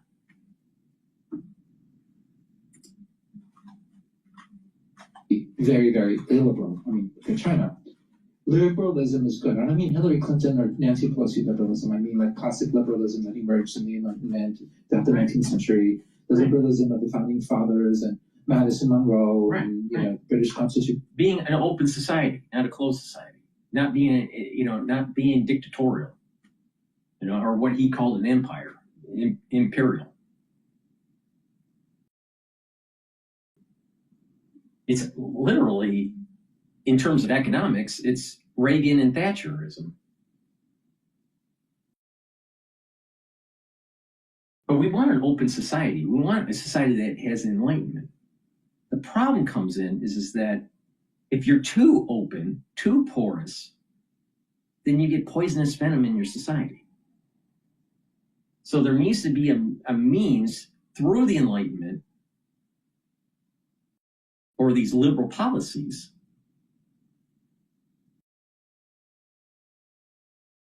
where you can filter out the poison. Now, he doesn't use the terms, but there is a conservatism about this. It's this pendulum between conservatism and this ultra-liberalism. Now, not the liberalism he's talking about, the ultra-liberal. All right? So you have this conservatism. If it's too conservative, it could be imperial. If it's too liberal, ultra-liberalism, if it's too woke, then you have a society that is not open-minded. Woke is not open-minded, but neither is ultra-conservatism. That's not open-minded either. It's very parochial. There needs to be a middle ground, all right? That enlightenment, that renaissance, maybe it's neo-renaissance, maybe it's neo-enlightenment. But the thing is that there needs to be a middle ground where there's a way to filter out the negatives of both sides, the imperialistic side of conservatism and the wokeism of a porous country. So it goes back to the pillars: God, country, and family. If you don't have strong pillars, God, country, and family, then what will happen is that you will tend to move towards imperialism, or you will have a society that tends to move towards this ultra woke.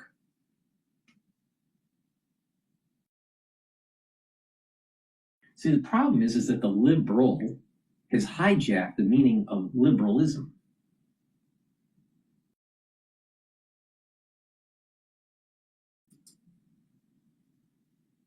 So that kind of thing. It's all good.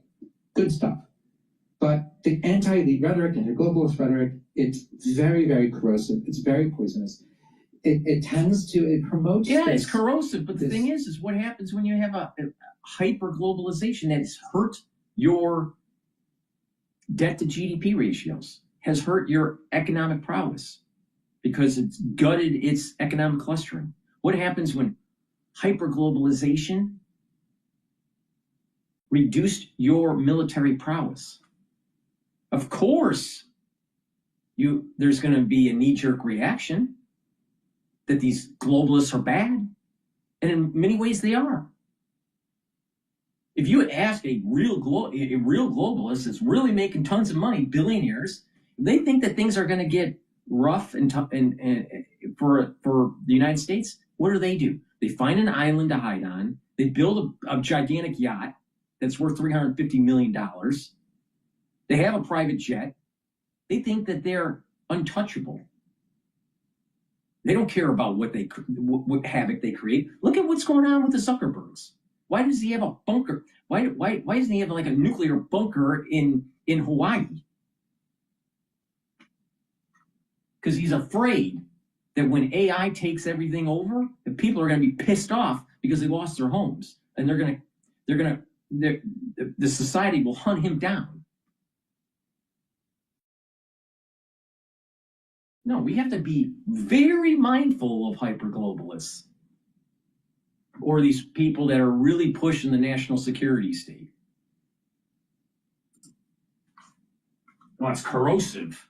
Dividing between real and true Americans or French people or Brits or whatever, and these sort of like nefarious, unpatriotic, traitorous outsiders who are actively working against the interests of the true Americans or French or British or what have you. It's really very toxic and really very dangerous. This ends up with persecution. Somebody's going to get persecuted as a result. But it's also problematic if you don't pay attention to these factions that are in existence. There are transnational capitalists that don't care about a nation. They have so much money, and power that they don't have an affinity to country. This goes back to what I've been saying: God, country, and family.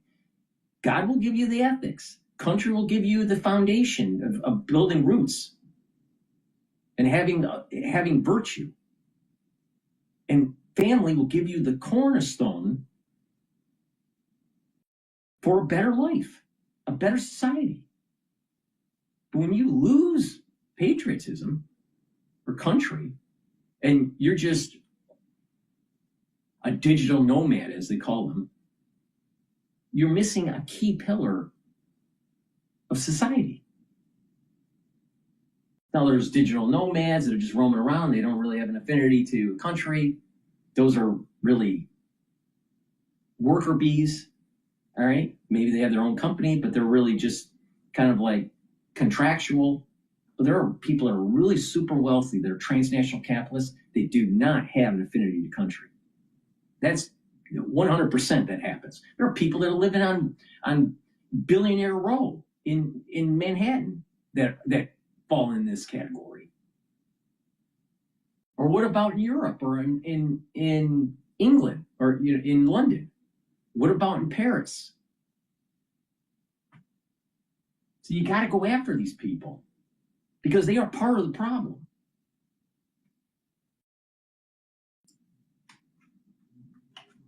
This doesn't end well. It never ends well. It either ends nowhere because it's of inconsequence. And fortunately in American history, we've had our share of very liberal political groups, far left and far right, but they tend not to have gotten very far and not infected the mainstream. Whereas in other places, like in France, they affected the mainstream in terms of like Vichy, or the periods of time in many countries where the illiberalism wins out over the liberal center. Germany, of course, is a classic example. What we see in this national security strategy liberalism, this center of liberalism, I would categorize as being pragmatic, the pragmatism. Pragmatism. The more of the entry, more of the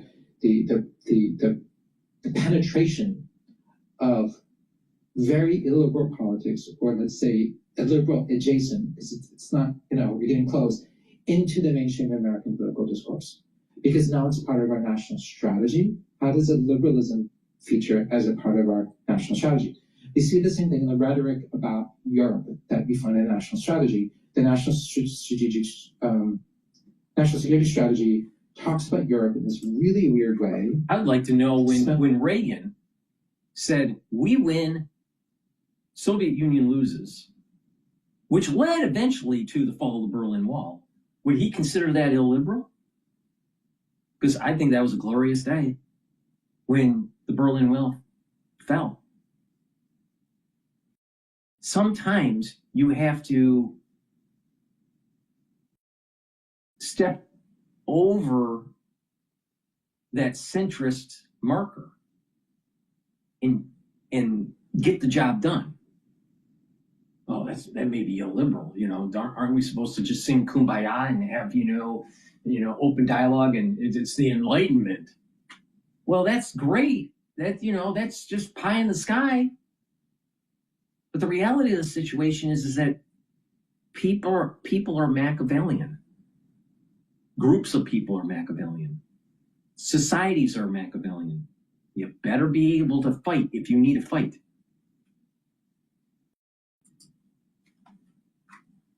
Of liberalism, because there's this critique of European liberalism, European liberal values, and it clearly endorses far-right nationalist European politics. Very interesting. So why are we dismissing Russia while saying that the real threat are European liberals and European liberal politics? We are endorsing far-right politics in Europe. What's that all about? This is, to me, extremely, extremely dangerous. I'm not comfortable with this at all. I mean, also, as you said, one of the weird things about the whole anti-elite discourse that one finds in American politics, among other places, is that very often it's being espoused by people who are themselves elite, right? Because so elites have caught on to the idea that bashing the elite is profitable. I mean, there's so many people today in the American public sphere, people who really clearly are elites, just look at their resumes and where they went to school, that kind of thing, who are like leading the front in the sort of bashing of the elites. And it's like, who are you kidding?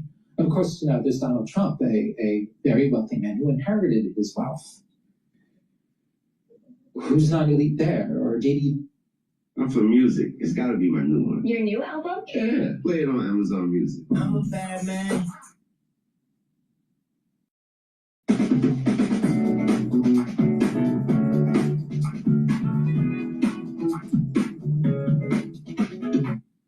Who's not elite there? Or JD Vance, right? Who went to Yale Law School, which is as elite gets in the United States.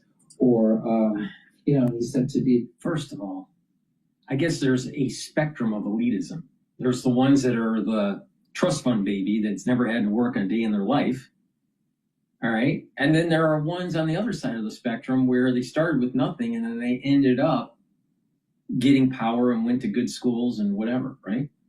JD Vance is on the latter side of the spectrum, where he started from almost nothing and eventually moved forward. And he served his country, all right, which is very important, right? Now, Trump, he had a couple $1 million or whatever it was from his father's business, and he grew it to billions.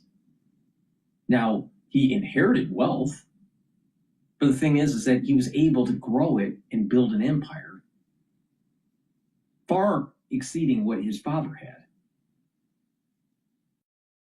So Trump is more in the middle of the elites. But the thing is with Trump, because he was trying to build into the Manhattan real estate landscape, and he was from not as wealthy of a family, and he was from Queens, that he had a hard time doing it. And this is part of the reason why he's always pushing back on people that are negative on him, because of this environment that he was trying to build into, literally, in Manhattan. Because there were many families that had more control of the commercial and residential development of Manhattan than Trump. He was a newcomer. He was the new kid on the block because he came from Queens. So there's a little bit of a roughness about him. So he's more maybe in the middle, maybe a little bit closer to Vance than the trust fund babies.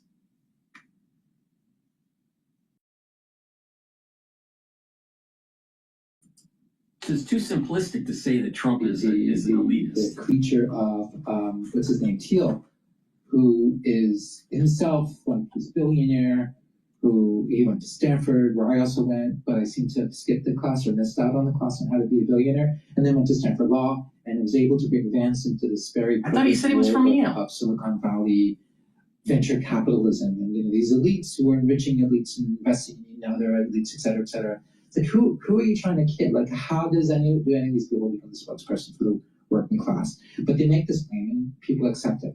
Now, we're on the subject of liberal politics. There's, I want to signal this one passage here, which I find very curious, particularly its presence in a national security strategy. It says, finally, we want the restoration and reinvigoration of American spiritual and cultural health, without which long-term security is impossible. We want an America that cherishes its past glories and its heroes, which I guess is why we are removing things like displays about African Americans who fought in the military, that kind of thing. Does that make sense? Why do you have to make a face like why that? We are reverting back to the names of Confederate generals. Or I mean, it looks like he's shitting his pants. Generals, because then we're going to celebrate them rather than talk about how bad they were. And that looks forward to a new golden age. We want a people who are proud, happy, and optimistic that they will have their country, that they will leave their country to the next generation better than they found it. We want a gainfully employed citizenry, sounds great, with no one sitting on the sidelines who takes satisfaction from knowing that their work is essential to the prosperity of our nation and to the well-being of individuals and families. Great. This cannot be accomplished without growing numbers of strong traditional families that raise healthy children. Okay, very Vichy, all right, but what exactly does that mean, and how do you actually achieve that? If that's our end state, what are the means that you use to create that?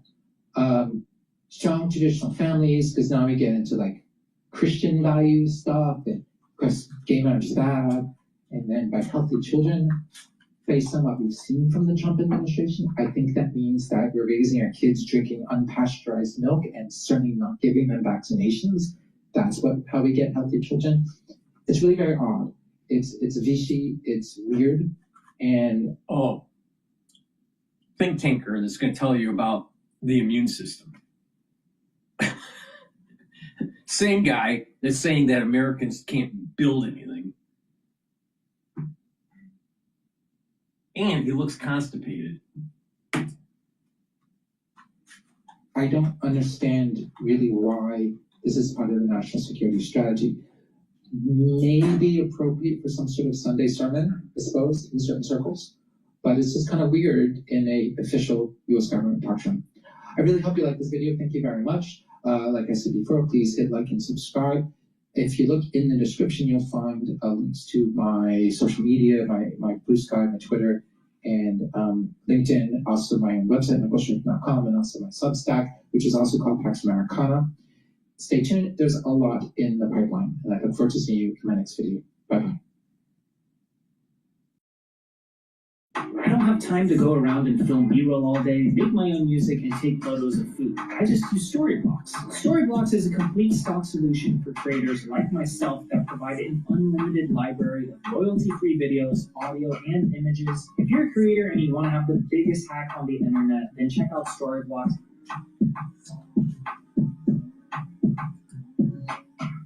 Alrighty, so now what I want to do is go over another video here. We're joined today by Gilbert Cottrell. I want to go over another video here about the strategy that's taking place here. Now this is DW talking about Trump's strategy and how it's affecting Europe. All right. But before we do that, please go to my store, the-studio-reykjavik.com. Get the heirloom barley. This is a great way to detoxify your body, bring down inflammation, and soak up free radicals. It's a micronutrient protein. It's a month's supply. You take it every day. And it's going to help to boost up your immune system, help with your endocrine system. And if you take this regularly, you're also will recover quicker when you work out. Bringing down inflammation when you work out will help with the recovery process. Another great product that will help to detoxify your body, and you use it as a deodorant, are the dual purpose deodorants that I have. It's for males and females. You can get it in citrus or in peppermint, lavender, and tea tree. It's made from essential oils from the Himalayas, extremely high quality. Very high quality. All right? Use this every day as a deodorant, but it'll also help to detoxify your body. And when you do that, you're helping your immune system and endocrine system. And another way to detoxify your body is to take the zeolite. 3 small drops underneath your tongue, drink filtered water, and voila. It binds to heavy metals, toxins, and chemicals, allows you to urinate them out within 6 to 8 hours. Do this every day, and your immune system and your endocrine system will perform better. But make sure that you drink filtered water and stay away from processed foods. Those processed foods have a lot of chemicals in them that are bad for you. In addition, clean your environment at home. Be cognizant of the cleaning agents and the paints that you may have in your garage or in your basement. You may want to get rid of them or put them in a double layered container. Please go to my store, get the zeolite, detoxify your body. So a great way to get healthy, take the zeolite, get the deodorants, and get the heirloom barley. And again, by detoxifying your body and bringing down inflammation, you're going to slow down the aging process, boost up your immune system. Use discount 5, you get $5 off any order, all caps, discount 5. And if you spend $100 or more, you get a free gift until supplies last.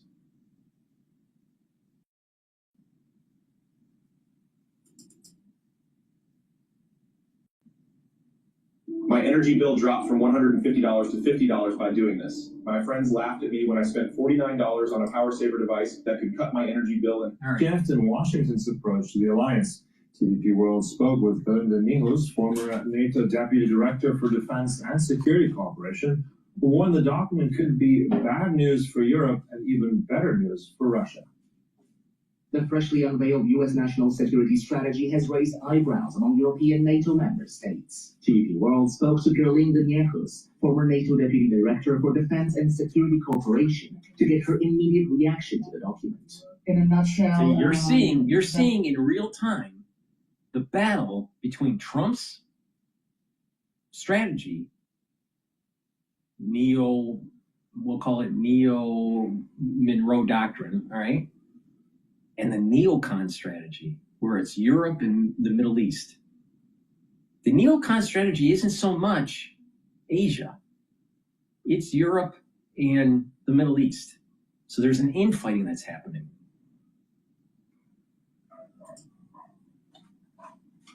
Paper is bad news for Europe, bad news for Ukraine, very mixed news for NATO, but at the same time, it's very good news for the populist right-wingers in some of our countries, and it's even better news for Russia. One of the points of Washington's newest course of action addresses the political situation in Europe. The document states that the US's broad policy on Europe should prioritize cultivating resistance to Europe's current trajectory within European nations. What we are seeing here is a MAGA blueprint for Europe, and Trump wants to bond with his right-wing counterparts wherever they are, in order to turn Europe into a mini MAGA. One of the most grating points of the new plan is the one regarding NATO's future expansion, which reads, ending the perception and preventing the reality of NATO as a perpetually expanding alliance. What is most harmful, clearly, is that it basically seeks to revoke NATO's open door policy for eventual membership of other countries. And this open door policy, I mean, that's enshrined in the alliance founding treaty. So it's nothing which is a little petitesse. I mean, it's really one of the cores of the alliance. With all of these less than ideal news for Europe's relationship with the US, one question remains. Is the transatlantic alliance in a state of collapse? On a strategic level, it is in an existential crisis because topics like Russia, Ukraine, Europeans... The Atlantic Alliance isn't going to collapse. It's just less relevant. That's all. It's not collapsing. It's just that the United States needs to focus on our hemisphere and the next move right after that, the Asian theater. And guess what? If they were so worried about Russia, why did they keep on buying its energy?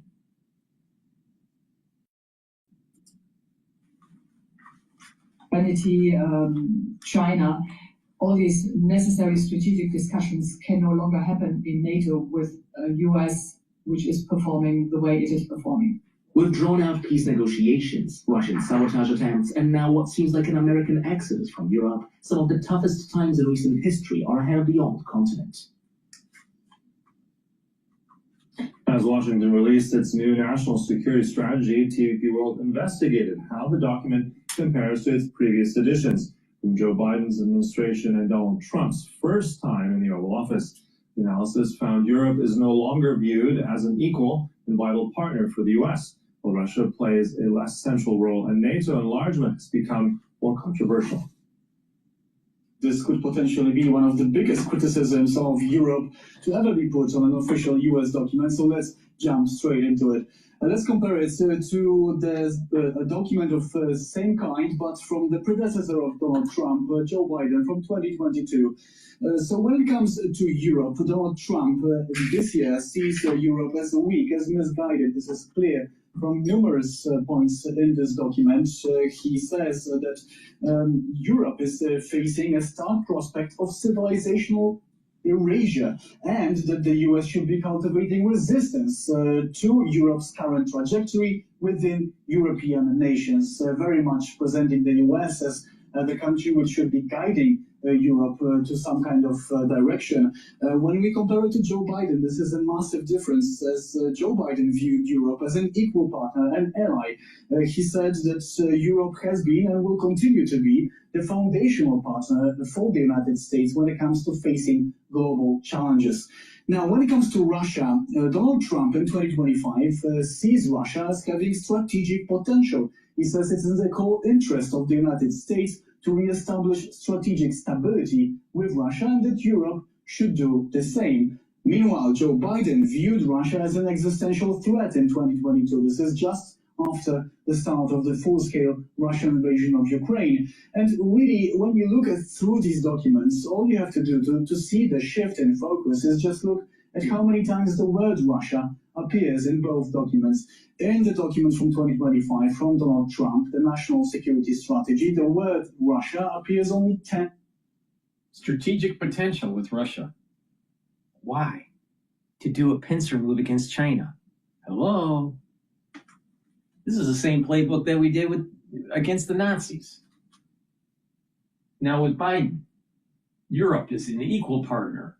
Really? Russia, existential threat, see, perma-bear. And NATO, stronger together. NATO is becoming irrelevant. Because how's NATO going to help us in the Pacific?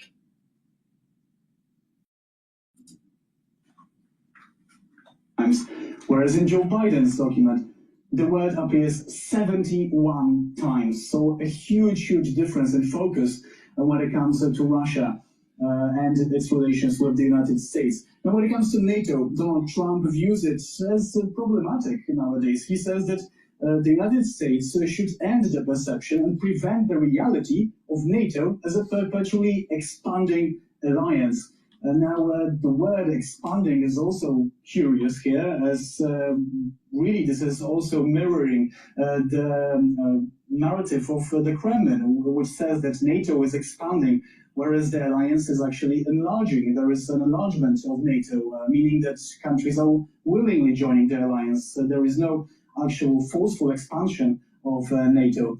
When it comes to Joe Biden, he saw NATO as stronger together. He praised the fact that Finland and Sweden joined NATO in the last 2 years.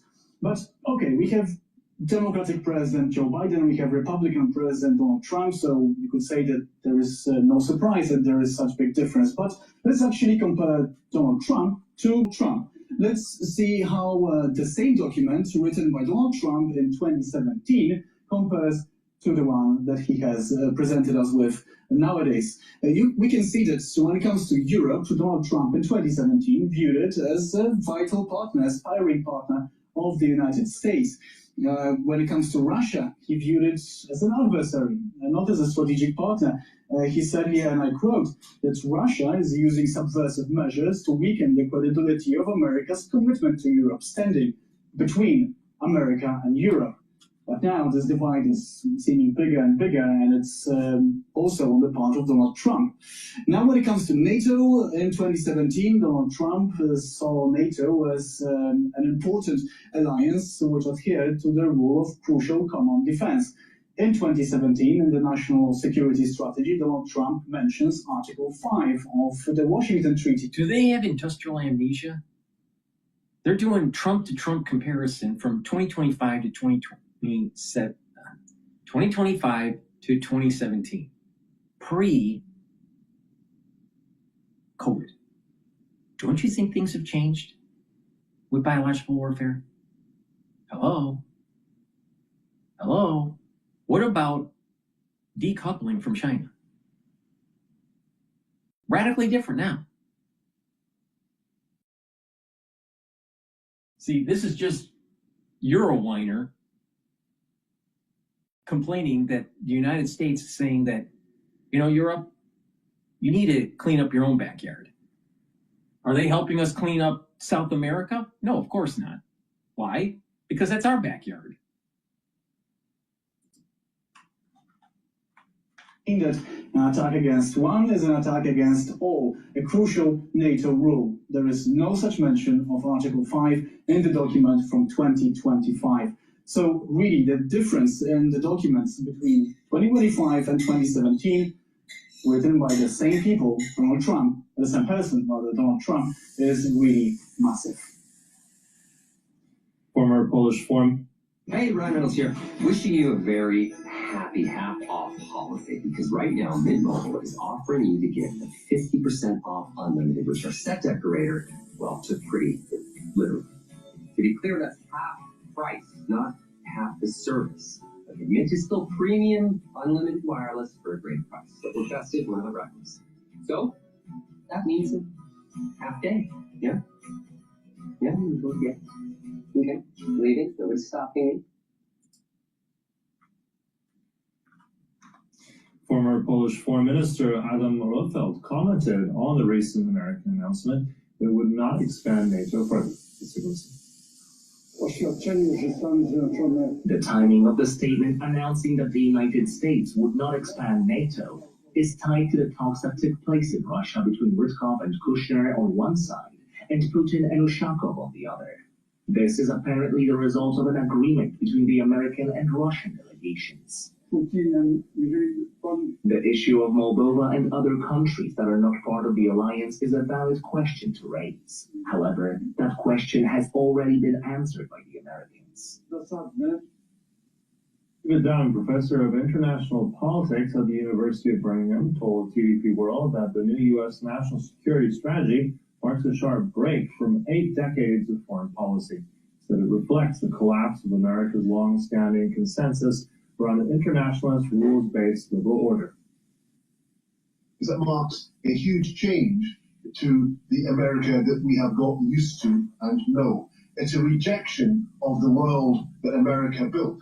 It's a rejection of America's place in that world, and it's a rejection of the idea that America is about having alliances with common interests and common values with its closest allies in Europe.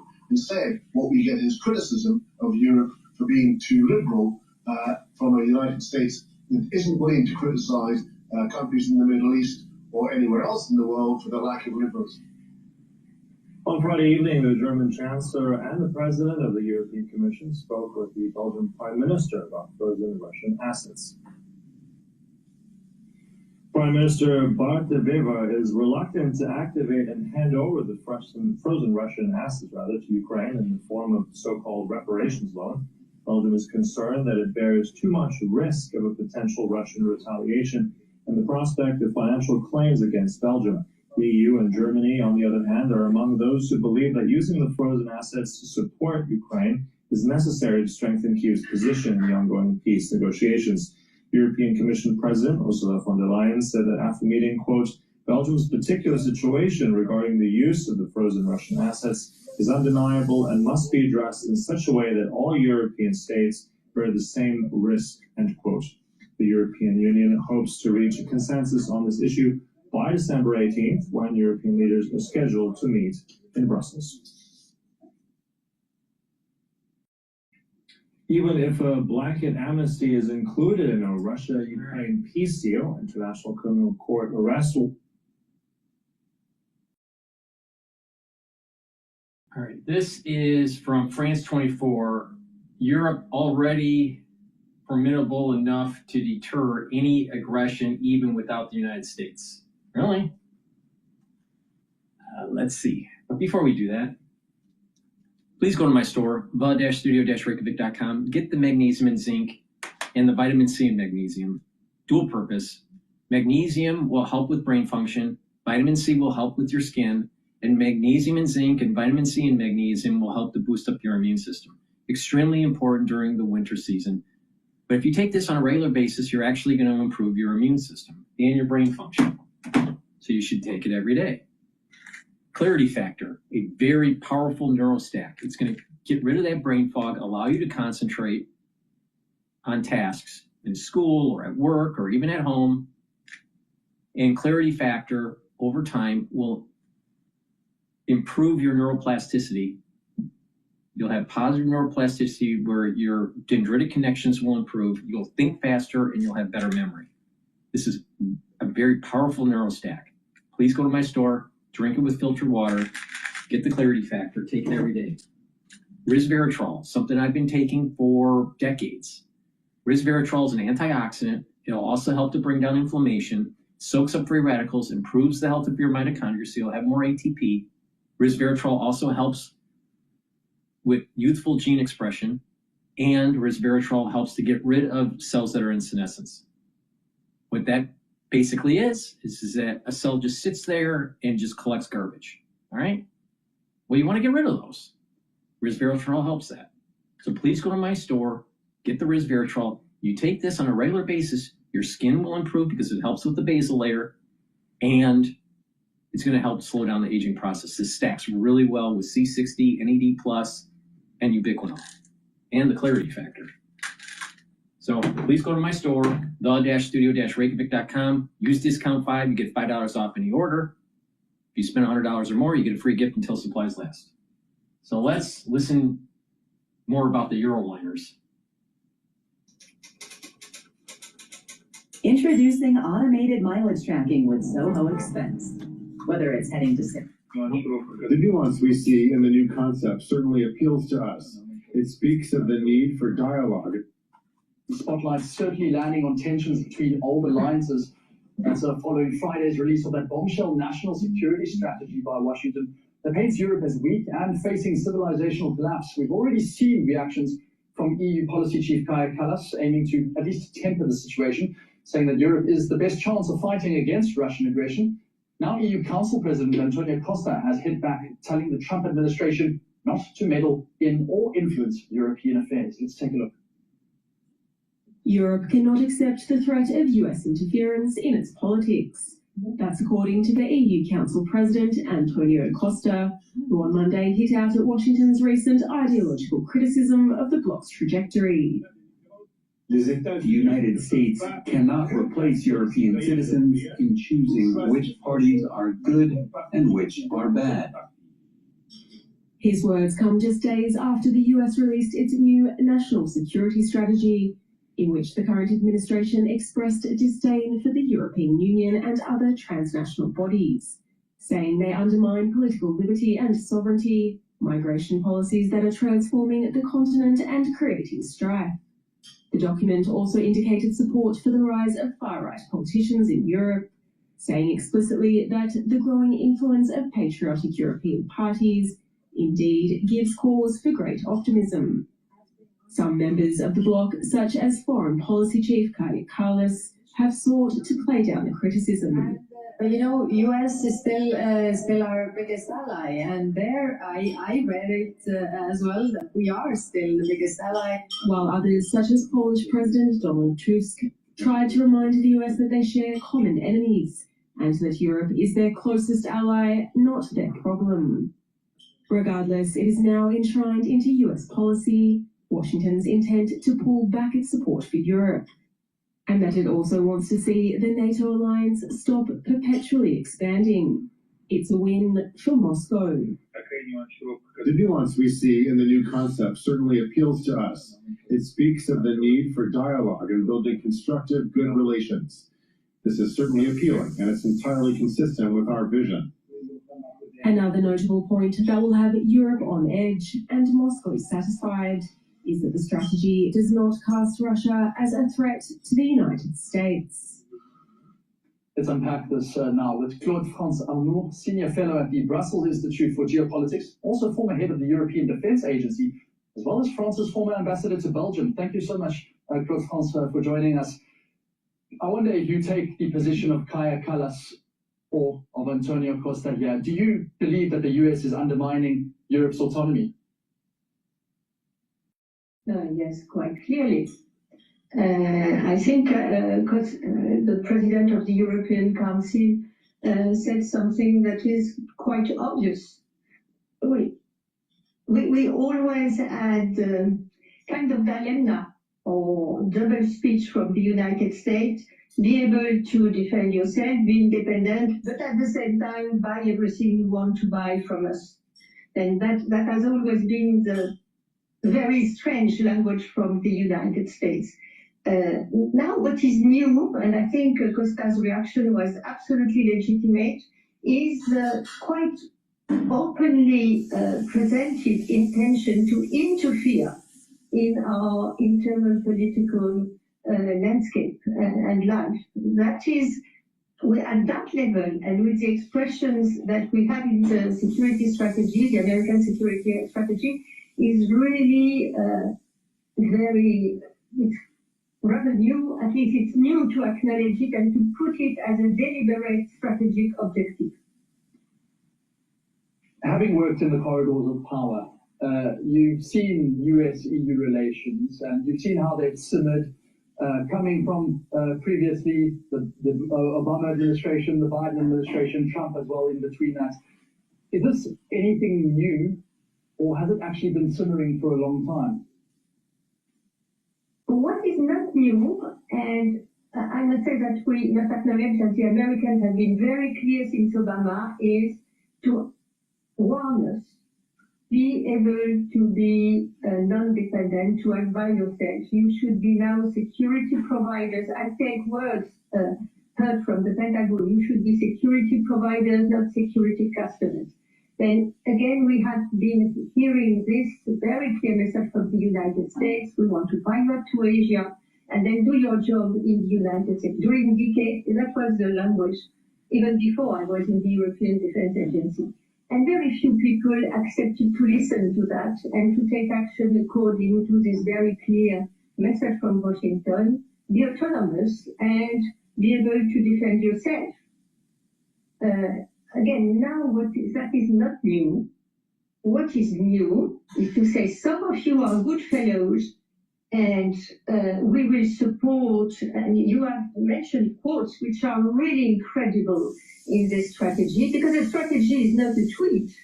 Normally it's something that is a very thorough examination of long-term strategy of big states like the United States. And let's imagine that our French strategy or the EU strategy, we would say that, well, we have great doubts about the American civilization and we want to interfere to make sure that those who go in the direction we think good, we will support them by all means. I think audacious is the word that we would use quite aptly here. In terms of who needs to win whose trust back, does Europe need to earn America's trust in terms of defense, or does the United States need to earn Europe's trust in terms of being a reliable partner again? Why not just Europe clean up their own mess? Oh, by the way, the United States, for a long time, was supporting NATO way beyond what any of the other European nations were doing. And those European nations were giving a lot of freebies to their citizens, a lot of social programs, free healthcare, free this, free that. Now, I'm against socialism, but the thing is that American taxpaying dollars were subsidizing those socialistic policies for those countries. That's what was happening. And that's the reason why the Euro whiners are whining. Meanwhile, our elderly have to pick between eating or taking their medication. You think that's fair? No, of course not.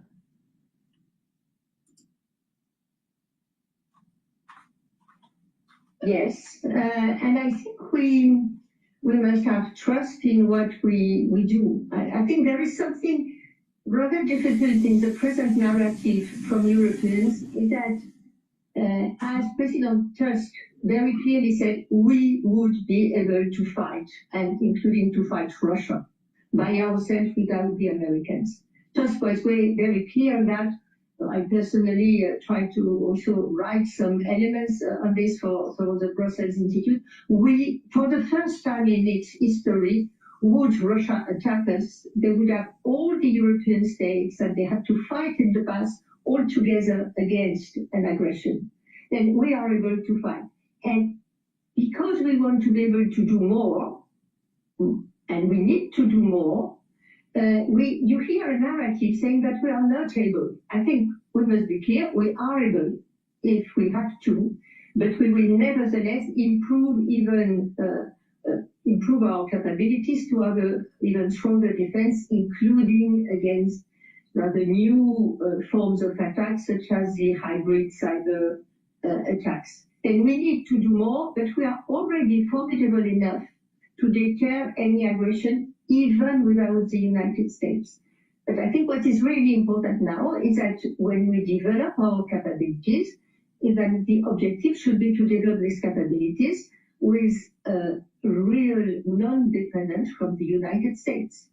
And I don't know if the security strategy will be the necessary shock from some of our member states, but they see what dependence means. The weapons they are trying to develop will do just what the Pentagon wants them to do. That's quite interesting, because it sounds to me like you're saying that Europe can in fact take a lead on NATO, just like the United States wants it to, according to the security strategy. I didn't exactly say that, because I'm not sure that the solution is for Europeans to take the lead in NATO. We have to check whether NATO, which has been built for the American prevalence, the Americans being the leaders in NATO, could be efficiently transformed in an organization led by Europeans. For instance, the American ambassador in Berlin said, well, we should have a German secure. I don't know. I rather know NATO and NATO's functioning. It's very much built on this American backbone. Then should we take the lead in NATO? Many people think that. Another solution would be to take the lead in another format and make sure that our communication, our intelligence, our space assets would be independent assets, which is not today the case in NATO. What would you then suggest in terms of that kind of alternative if you're looking at what's happened around Ukraine today? I think that there's been a kind of natural reliance on those who can most and those who will do most. Then you have the UK, you have Germany, you have France, you have other EU member states having very good historical knowledge of the situation, which are very important. And you have some actors with military capabilities and with military responsibilities at home that play an important role. You have them on the screen. But you have the Brits, you have the Germans, you have the French. You can have others. It's not exclusive. But then, being in the situation where we are, I think it's more for those personalities to represent what Europe can build and the role we can play for a peace settlement, because it's our peace on our continent. It's not an American peace for us. It's our peace for Europeans. And I think we should rely on those member states or non-member states, like the UK, who are ready to take action. But nevertheless, nevertheless, use the EU instruments we have. Just a quick one on that. What instruments in the immediate term? Well, I think we have two instruments in the European Union that we didn't use their potential. On armament and capabilities, you have the European Defence Agency. I think it should really play a major role for cooperation, because we are going to increase the national budget. We do already increase the national budget, but we will be successful only if we do it in cooperation. Then use the instruments you have for that. For armament and capabilities development, you have this European Defence Agency. Second, why don't we have permanent military headquarters, which appropriate CIS, advanced planning, train teams, which would be able to support any kind of either coalition or EU or national intervention that would be necessary. Then have headquarters. Headquarters, it's not only men. It's training, it's again communication and some capabilities that you need in advance for headquarters. And if it is a duplication with NATO, well, duplication are not useless if we consider scenarios of major disruption or war. Having 2 or 3 capable headquarters in Europe is just better. A very fascinating prospect if that does come to fruition. But France Arnaud, thank you so much. It will be interesting to see if this relationship can in fact be fixed as well. But France, they're just discussing the possibility of European Defence Organization headquarters in Europe. All right, we're going to go to Times Radio talking about how Trump thinks Europe is weak, which it is. Please go to my store, the-studio-reykjavik.com, and get the vitamin D3. Vitamin D3 will help with gene expression, because it's a gene expression cofactor. It'll help to absorb calcium, do resistance training, and it'll help to build denser bone, super important. And vitamin D3 is super important to get rid of cells that are infected. It helps to force them to go into apoptosis. Take vitamin D3 every day. Olive leaf extract, dual purpose. It's going to help to boost up your immune system and help with your lipid profile. So it's helping your immune system and helping your cardiovascular system. Digestive enzyme complex helps to break up carbohydrates, proteins, and lipids, reduce the load on your pancreas. It also has bromelain that helps to break up clots, and has proteolytic enzymes in digestive enzyme complex that helps to break up glycoproteins. Super important for the winter season. Please go to my store, use discount 5. If you spend $100 or more, you get a free gift until supplies last. Let's begin by talking now about Donald Trump, which is just as much fun, and the difficulty he's having achieving world peace. Because he keeps boasting about ending his wars. He says he's ended 8 wars. But some of those diplomatic achievements are looking, well, fragile, even more fragile than they were at the time. He's clearly working hard to end the war in Ukraine, after a fashion. But unsurprisingly, Kyiv and Moscow can't agree on how to do that. President Zelensky is insisting today still that he isn't prepared to give up land to Russia, as he has always insisted. And in the Middle East, phase 2 of the Gaza peace deal is getting nearer, but we're not there. We learned today that Trump's plans for Tony Blair on the Gaza border peace is a no-goer because some Arab states were rejected.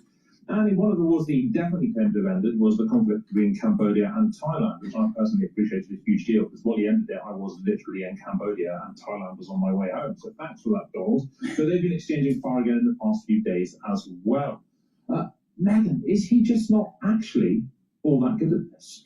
I mean, he clearly really wants that Nobel Peace Prize that he said he... Even though he's already got the football one. Yeah, I think something about Donald Trump is he's obviously very good at kind of being that public sort of facing negotiator. He is quite good at getting people in the room, but I think that what he's been good at is not necessarily sort of doing kind of like a positive peace, thinking long term, how do we sort of ensure that these conflicts don't bubble up again. I mean, he literally said he would end the war in Ukraine, so basically as soon as he got into office, and that definitely hasn't happened. I mean, he's almost been the president for a year. He said 24 hours after he got elected, not even before he got into office. Yeah. It was going to be, yeah. So that obviously hasn't happened. But I do think, you know, he is obviously... Was he over-optimistic about trying to solve the war issue with Ukraine and Russia? Yeah, he was over-optimistic. But why is it that the Eurowhiners have to constantly bring that up? Also CNN, are they Eurowhiners too? They're always constantly bringing up, Trump said he was going to end the war in 24 hours. All right, you know, he was a bit off on that, all right? But at least he's trying. What did we get from Biden? Nothing. Oh, that's because he's brain dead. The fact that America does have a lot more power, especially more than Europe. So I think that, you know, we can criticize him over here, but what are we doing? What are we doing? Yeah, exactly. That's true. Is it, Patrick, is it a sort of slightly like a real estate thing? That when you negotiate a deal to buy a skyscraper, as I'm sure you've done, once you buy one up, one down skyscraper. Once you buy the skyscraper, it stays bought. Right, you don't negotiate your deal to buy the skyscraper, and then the next day someone goes, "Oh, actually, I'm taking back a bit of that skyscraper. I know I'm still occupying the first 30 floors." You know, once it's done, it's done, and so he can get people to sign things. He can bully people to say a thing. But then what happens 3 weeks later, once he's taken his eye off the ball, he just doesn't seem to have much grasp on. He's very keen on the tweet or the Truth Social, whatever the verb is for what you do on Truth Social. He's very keen, very keen on making the announcements and let it. It has been, I have said it, therefore it is done. Less good on the detail. I'm shocked that the winner of the FIFA Peace on Earth Goodwill to Men Award, the illustrious award, and I'm looking forward to the FIFA Literature Prize, by the way. Yeah, that would be great. Sorry, I forget who it was who was saying that the Nobel Committee should just announce the winner of the World Cup tomorrow and be done with it. Yeah. I'm amazed that he finds that peace is actually a bit harder than just putting out a truth.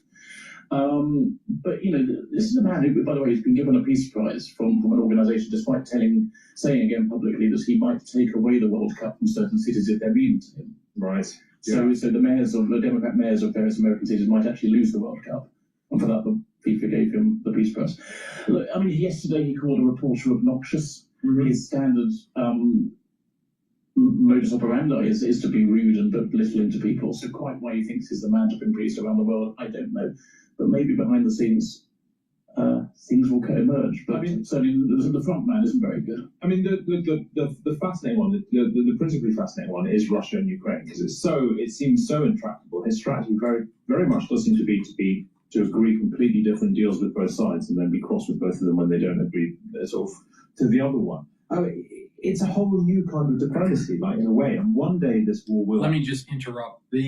The S&P 500 is at 6,858. I still have a target of 6,850 to 6,900 for year end for the S&P 500. The Federal Reserve is going to make their move tomorrow, so markets will probably move based on that news announcement. Bitcoin is trading at 94,000 right now. Oil is trading at 58.24. And natural gas is trading at 4.77. Now, this morning, I've been shorting natural gas. Made a little bit of money on that. And the euro is trading at 116. Japanese yen is trading at 156.9. VIX is trading at 16. So equities, there's not that much stress going on in equities. If the Federal Reserve lowers rates tomorrow, then equities will rally. If they don't, if they just hold steady, which is possible, then equities will probably sell off. There was a big increase in the 10-year yield that happened when open jobs data came out this morning.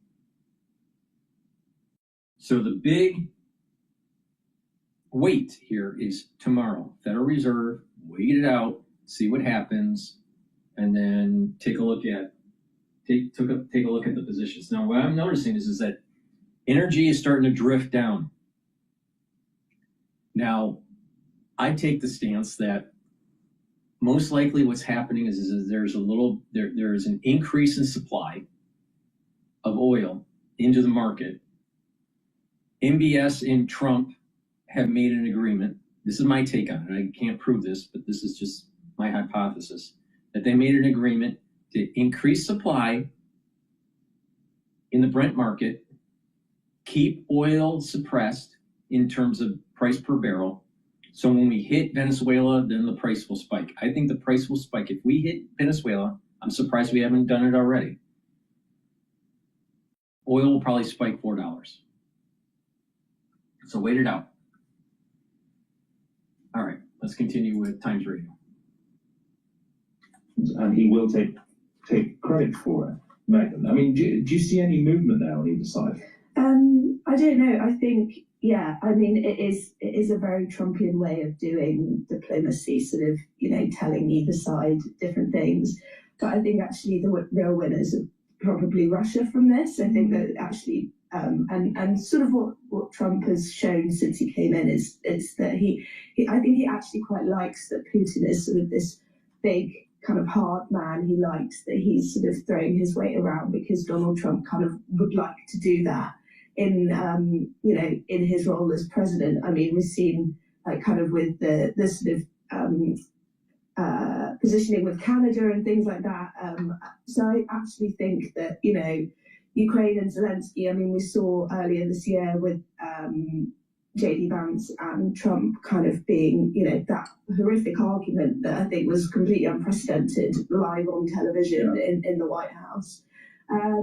But yeah, I think you're right. Whatever happens, Donald Trump will try to take at least some credit for it. But again, I think it just shows, Keir Starmer has done quite well with the coalition of the willing, but how much power does that actually have over what is happening? I think the real sort of, I think actually that like Russia is becoming sort of the real winners out of this. Obviously they haven't won the war, but this is going sort of well for them. Well, for the Russian government, if not the Russian people, who are, of course, dying in their hundreds of thousands. Look, he obviously doesn't think much of Europe, Donald Trump. He's referred to the continent as a decaying group of nations, and he's Politico. But he's also asked in that interview what he thinks of Europe's leaders. Listen to this.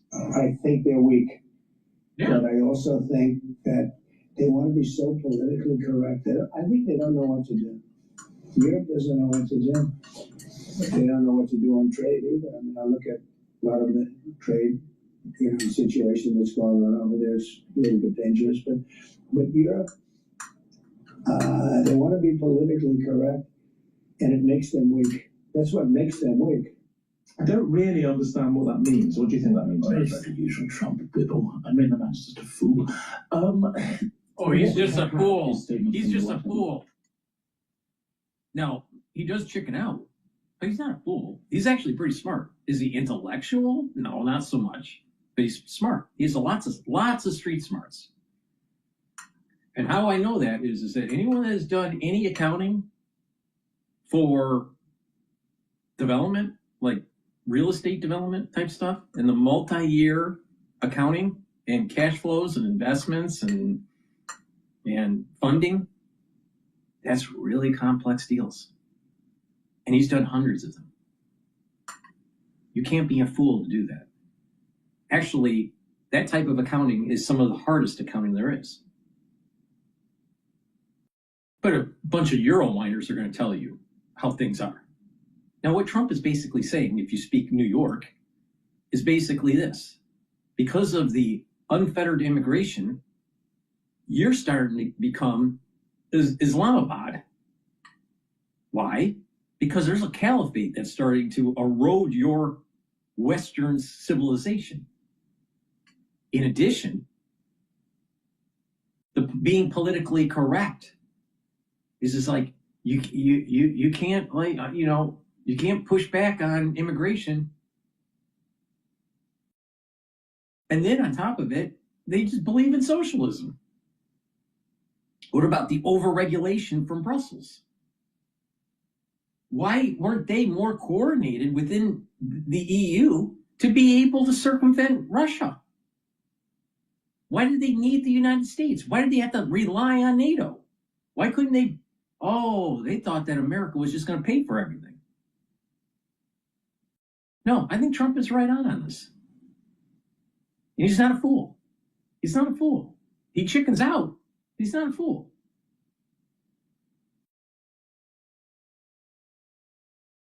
Just a Euro libtards. Trump, J.D. Vance this week has been criticising Europe for being anti-free speech, which was quickly retweeted by Medvedev, the former president of Russia, saying, hurrah for free speech. I'm not sure free speech is actually a big thing in Russia at the moment. Russia is a big thing in America at the moment. No, indeed. But there is clearly a dialogue that Europe is the land of the weak. Yes. They don't believe in free speech. They're all woke. Okay, but why? Is it really about us or is it about them? Because I have this emerging theory that when they're weak because they're not willing to take a look at their own situation that's decaying their society and push back. They're letting a caliphate to take hold. Look at what's happening in London. Look at what's happening in Paris. It's a shithole. Paris is a shithole.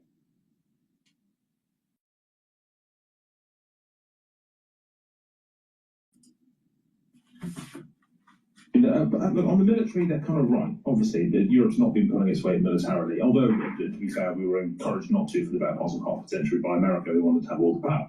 But I also think when American politicians, right-wing American politicians, attack Europe for being weak, for losing its culture, for losing its direction, for being riddled by crime, really they're talking about their own fears for America that they're casting onto us instead. Yes, I think that's legitimate. Although, of course, America was initially founded by European migrants, and there might be people who feel close ties back to the motherland who are offended by this. But yes, perhaps they're speaking to an audience back home.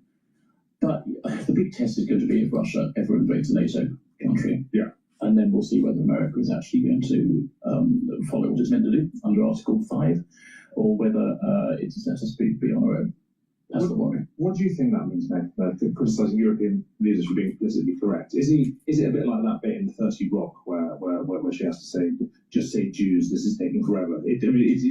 Just say Muslims, Donald, this is taking forever. I mean, there was some sort of comment or something kind of in discussions recently which said America, I think there was sort of some concern that, in the next few years, Europe will have so many people who, as part of their population, who are immigrants, that they won't actually feel like this sort of national top. Just listen to the people in England. They're saying that it's no longer England anymore. You have people running around the street with machetes from Northern Africa, taking over London. Hello?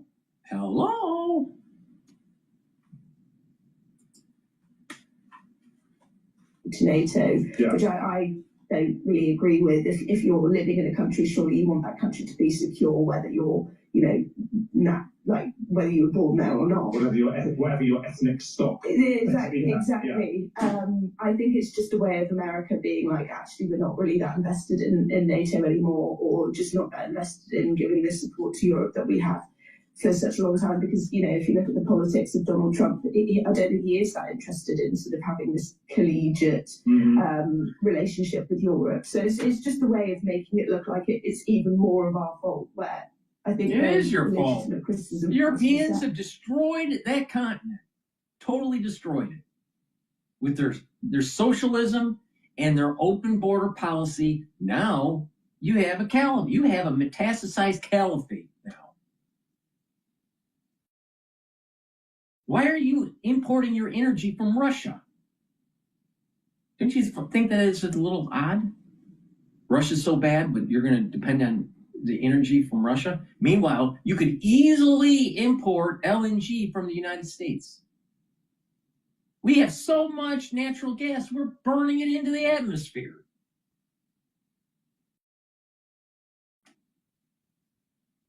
The Europeans' government sucks.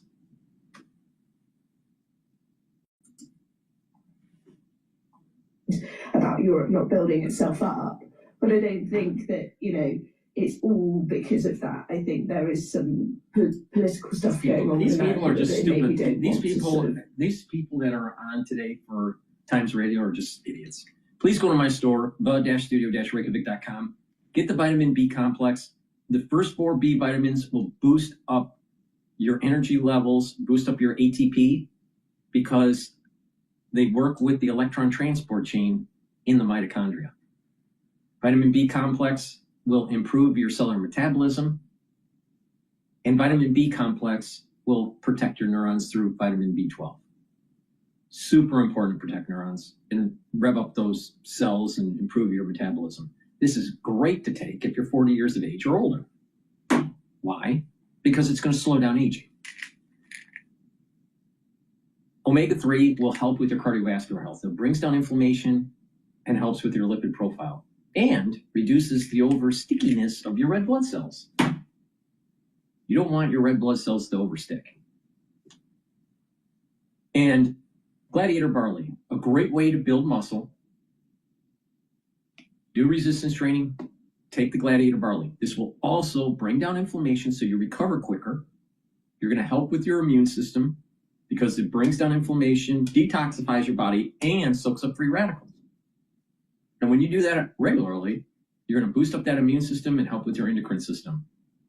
When you're bringing down inflammation at the vascular level, you're reducing plaque formation. And by bringing down inflammation at the brain level, you're reducing the stress on your neurons so the neurons are healthier at the micro level, the microenvironment level. Please go to my store and get the Gladiator barley. Stack it. A great stack. Take the Gladiator barley to help build muscle and to bring down inflammation detox. Omega-3 to help with your cardiovascular health. And vitamin B complex to protect your neurons and rev up your metabolism. Use discount 5, you get $5 off any order. Spend $100 or more, you get a free gift until supplies last. Don't be a Euroliner. All right, let's go to CIA. Ukraine is, quote, losing. Trump's comments to Politico that Russia is in a stronger position came at a key moment in the negotiations to end the war in Ukraine. And as Ukrainian President Zelensky is stating clearly that Ukraine is not willing to concede land to Russia. If this deal, if Zelensky rejects this deal, is there a timeline? Is there a point at which you say, okay, well, he's going to have to get on the ball and start accepting things. You know, when you're losing, because you're losing. Joining us now is CNN Global Affairs analyst Brett McGurk. Is this a clear sign that Trump is sticking with the U.S. plan that would force Ukraine to give up some territory? He's gone after the president of Ukraine a couple of times in the last couple of days. Yeah, Sarah, you know, progress has been made in this negotiation. There's a framework for what the end of the war can look like. But on the key issue of territorial concessions, there has been no progress. And it's kind of an error in diplomacy to keep pressing a matter when you know progress can't be made. And right now on this issue of territory, things are stuck. The president seems to have in his mind that this territory is going to be taken by Russia in any case. So Ukraine might as well basically sue for peace and take a deal. But, you know, we're in the 4th year of this war, and the Russians have not been able to take this territory in the Donbass. It's called the Fortress Belt for Ukraine. It's the most defensible territory. They consider it critical to the defense of their country going forward. So I actually think the assumption is the reverse. I think, you know, Russia actually cannot take this land without enormous costs and over a period of years. That's according to a UK intelligence assessment. But in diplomacy, there's always assumptions you make. The president seems to assume, again, that Russia's going to take this territory militarily, therefore Ukraine has to concede. I actually think the opposite assumption is right, and therefore the formula, you put this framework together, the formula on land is freeze where you are now and stop the war, and the war, which you all want. So this is the key issue of territory. It seems to be stuck. I mean, I think the best play here is to support the Ukrainians through the winter, and then in the spring, return to the negotiating table. Putin always thinks winter advantages him. He tries to break his opponents in the winter. This is the 4th winter. It's a difficult winter for Ukraine, but Putin is not going to pick up this land militarily. And in the spring, there might be another opportunity for diplomacy. But right now, it appears to be very stuck, Sarah. Yeah, and meantime, the war is ongoing and people are suffering through it there. in Ukraine. I do want to ask you about comments that Trump also told Politico when it comes to how he views NATO and whether a message of tough love is being sent to them. Listen. NATO calls me daddy. I mean, I have a At VistaPrint, we print signs so people can see your brand up close. But we also print signs so that people can see your business here, see it here, and see it here. So you NATO calls me daddy. I mean, I have a lot to say about it. Look, I raised, the GDP from 2% to 5%. The 2% they weren't paying and the 5% they are paying. And they're paying it because when we send things over, NATO pays for it, and I assume they give it to Ukraine. But Europe is being destroyed. I guess I just need to ask you a couple of questions. What do you think he means by Europe is being destroyed and that it's the immigration and the socialism that they have? Well, Sarah, look, America's comparative advantage in the world against countries like China or Russia are allies, or web of alliances, and central to that is Europe and NATO. And yeah, the Europeans are difficult to deal with. It's hard for them to make decisions. Sometimes they act collectively through the EU. That's because of the history of Europe and 2 world wars. And these are arrangements they've put together. I don't think that kind of, unless the president has some aim here, he's trying to get the Europeans to do something specifically. It is tough love. If it's really America kind of walking away from Europe because we don't like where certain countries' domestic politics are heading, I think that's a very dangerous signal, not only for Russia and Putin, but also for Xi Jinping in China. Xi Jinping in China, he will be making his own calculations about Taiwan, which would be a cataclysmic conflict that we have to do everything we possibly can to deter. And he has said he wants his military to be ready by 2027. So we could be heading into a much more dangerous world here, and we're going to need our allies. We're going to need our allies, particularly NATO and the Europeans. Brett McGurk, you always have great analysis. I really do appreciate you coming on and talking us through all this. Let us now go to Ms. Kira Rudik, who is a member of Ukraine's parliament after hearing all these things. I do want you to listen to Trump's new comments where he talks directly about your president. Here's what he said. If this deal, if Zelensky rejects this deal, is there a timeline? Is there a point at which you say, okay. Well, he's going to have to get on the ball and start accepting things. When you're losing, he's losing. What does it mean to you to hear that during this peace process, the president of the United States is attacking your president and European allies, but not Russia or President Putin? Hello, Sarah, and thank you so much for having me. It is indeed painful because I'm sure it's not only American people who are watching this. There are people fighting at the front line, risking their life for democracy, for Europe, who are hearing such a harsh thing from President of the United States, one of our strongest. Why doesn't she talk about the corruption with Zelensky and some of the officials in their government? Maybe the American taxpayers should stop funding Ukraine.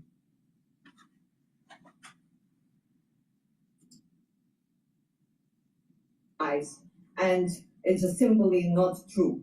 It tries to be a self-fulfilling prophecy, but it never will. And really our answer is to ask President Trump to start pushing pressure onto Russia and not only on Ukraine. What is disappointing, what is so painful, that since he came into the office, he was only pressuring Ukraine for a peace deal that doesn't seem to actually be working and be a workable thing. However, we only hear promises to start putting pressure on Russia. Ukraine is not a problem here, and there is no other nation than Ukrainian that wants this war to end, because it's our people who are being killed every single day and night at the battlefield and in the peaceful cities. However, if we stop fighting, there will be no Ukraine. If Russia stops fighting, there will be no war and there will be actually peace. And how is it that it's all so reversed? And in the speech, I just really cannot understand and cannot explain it to people in Ukraine. So we just hope that this is just yet one of the tactics that President Trump is known to be using to put pressure on Ukrainian side. However, we do not see any workable deal right now, and we just cannot understand what is expected from Ukraine, especially in this public space. Yeah, you say that you cannot see, as far as the Ukrainian perspective, cannot see any workable deal right now. I do want to talk about President Zelensky's comments where he said, look, Ukraine has no legal right constitutionally or internationally to give up any territory. Are there any lawmakers, such as yourself in Ukraine, who say they are willing to give up some territory in order to end the war that Russia started? From my perspective, I do not know anyone who would do that. However, let's reverse this question. What would be the security guarantee? What would be the guarantee that Russia would not attack us again if they are stopped right now, if we agree to any sort of deal right now? So we hear only the questions, what would Ukraine give up, and are there territories that we are willing to give up? But we do not hear the most important thing is, okay, so but what would be a way that we would know that this war would not repeat itself?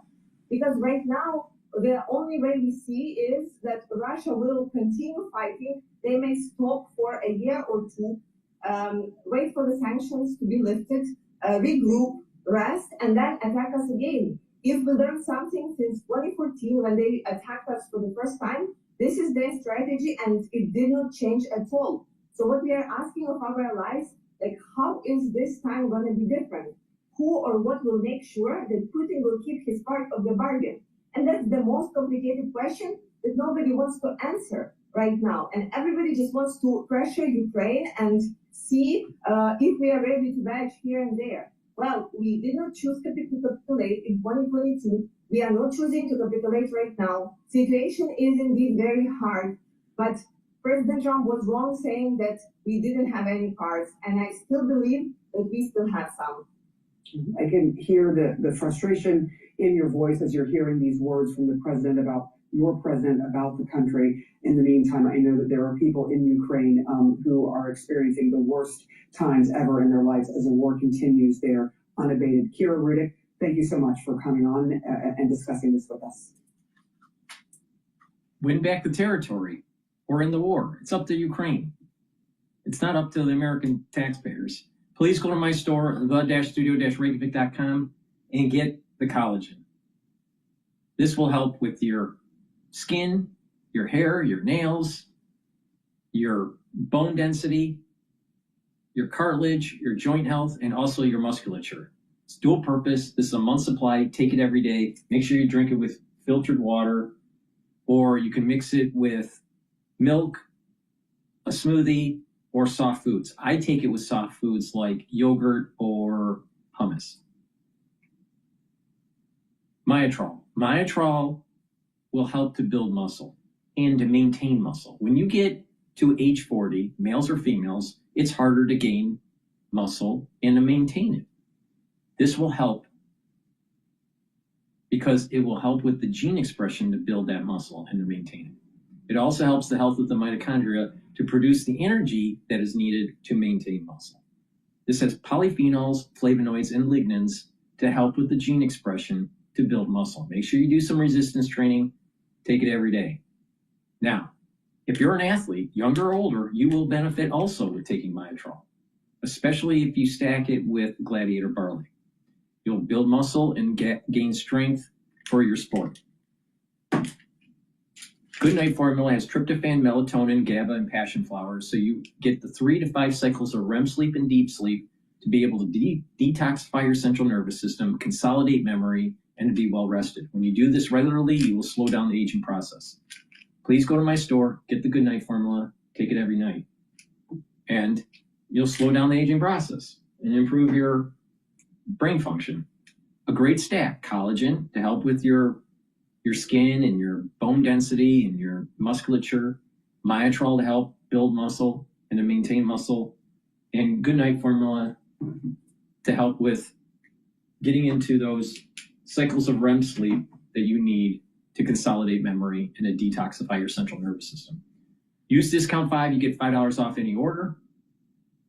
If you spend $100 or more, you get a free gift until supplies last. Now let's continue on as the world turns. I'm noticing that a lot of a lot of the talking heads, podcasts, are demonizing Trump because he's detaching from Europe. He's detaching from the neocon agenda, because the neocon agenda is this: stay engaged in Europe and stay engaged in the Middle East. And Trump's saying, well, wait a minute, we need to clean up our own backyard, aka South America. We need to secure the resources that we need for our economy and for our war effort, just in case we need it against China. And we need to bolster up our allies in Asia. I think that's a good policy. But the Euroliners are going to complain about it.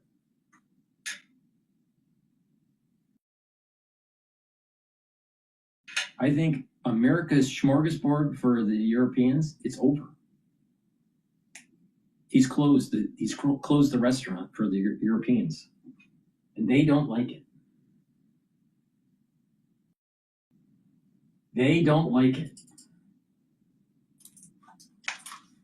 Amazon offers hourly employees health care on day one for the whole family. Mom, go left!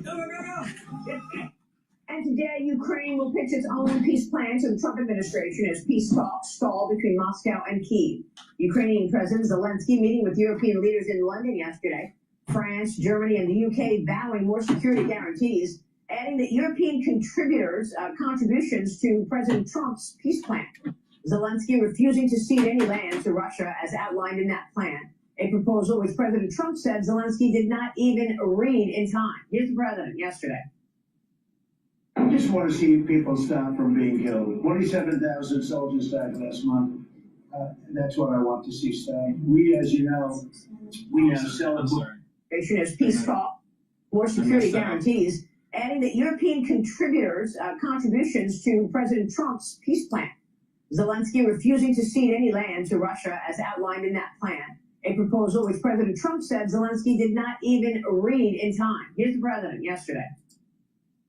I just want to see people stop from being killed. 27,000 soldiers died last month. That's what I want to see stop. We, as you know, we now sell equipment to NATO at full price, and NATO takes that equipment and probably gives it to Ukraine. I guess they can give it to others too, but for the most part, give it to Ukraine. And they're working with Ukraine in terms of distribution of equipment, missiles, etc. But we aren't spending money. What we are doing is spending time on a humane basis. We want to see if we can stop the killing of 27. It would have never happened. If I were president, this war would have never happened. NATO Secretary General Mark Rutte also meeting with Zelensky to coordinate the purchase of U.S. arms by NATO allies under the prioritized Ukraine requirements list. Reuters is reporting the U.S. is pushing Europe to take over the majority of NATO's defense capabilities by 2027. Joining now live from Brussels this morning is U.S. Ambassador to NATO, Matthew Whitaker. Ambassador, great to see you this morning. Thank you so much for being here. I was struck by the title in the Journal this morning on the story, Europe is scrambling for influence in the U.S.-led peace talks on the war in Ukraine. What can you tell us about the latest here? Well, good morning, Maria. It's always good to join you. What I can tell you is it's a process, and this war's been going on for 4 years almost. It's not going to stop overnight. What has to happen though is that President Trump needs to be the one that is mediating this dispute, and we just I think have to know that President Trump is the only one that can bring this war to an end by bringing both sides to the table, hammering out a deal. He is the peacemaker in chief, and ultimately it's going to take that involvement by the United States, especially President Trump, to do it. And the shuttle diplomacy that's going on, I think is productive. There are discussions happening, but we need to get not a Venn diagram that overlaps a little bit. We need to get a complete agreement on every point to end this war, and that's taking time. And I'm proud that my friends Steve Witkoff and Jared Kushner are involved, that they're going back and forth between the Ukrainians and the Russians to see if there is a deal to be had here. The killing does need to end. President Trump is absolutely right. Yeah, but Ambassador, I mean, look, what about the fact that Ukraine doesn't want to give up any land, and that, of course, was part of the stipulation in the president's peace plan? How is this going to end if Zelensky keeps saying we're not going to cede any land, and Putin keeps saying we're not going to do a deal, and we're going to keep this going until I get more land? Yeah, I think you need to look at this through the lens of engagement. Zelensky continues to be engaged in discussing what the options are, including security guarantees by the United States and our NATO allies. But also, he's got a domestic audience that he has to message to, as well as, his European folks that are currently paying for a lot of his defense. And so you add all that together, and I think right now the discussions continue until, we're all told that the discussions have ended and they were either productive or not productive. I think that's the moment. But what one leader says, whether it's President Zelensky or Vladimir Putin, oftentimes isn't it exactly what's going on inside the room. And I have a lot of confidence, again, in President Trump as the peacemaker in chief to getting this done, to keeping both sides engaged and hammering out a deal that finally ends the killing. Because losing 25 to 30,000 people, both on the battlefield and in Ukraine, I think it's just we need this war to end. Yeah, it's unbelievable. Look, the New York Post is out with an op-ed this morning, and it's titled this: "Impotent Europeans can only fume as Trump rightly sidelines them from the Ukraine deal." They call President Trump's peace plan, quote, "a triple win for the Europeans," but they're acting like bad losers. The Europeans would rather risk war on Putin's terms than peace on Trump's. Your reaction to this op-ed, impotent Europeans, is what they're calling them. And by the way, we know that Europe is holding really the dominance and the influence over the $244 billion in frozen Russian assets. They're divided on whether or not to release that money to fund Ukraine. I know you've talked a lot about using the dividends on that money to rebuild Ukraine, but what about the $244 billion? I mean, why is that still in question?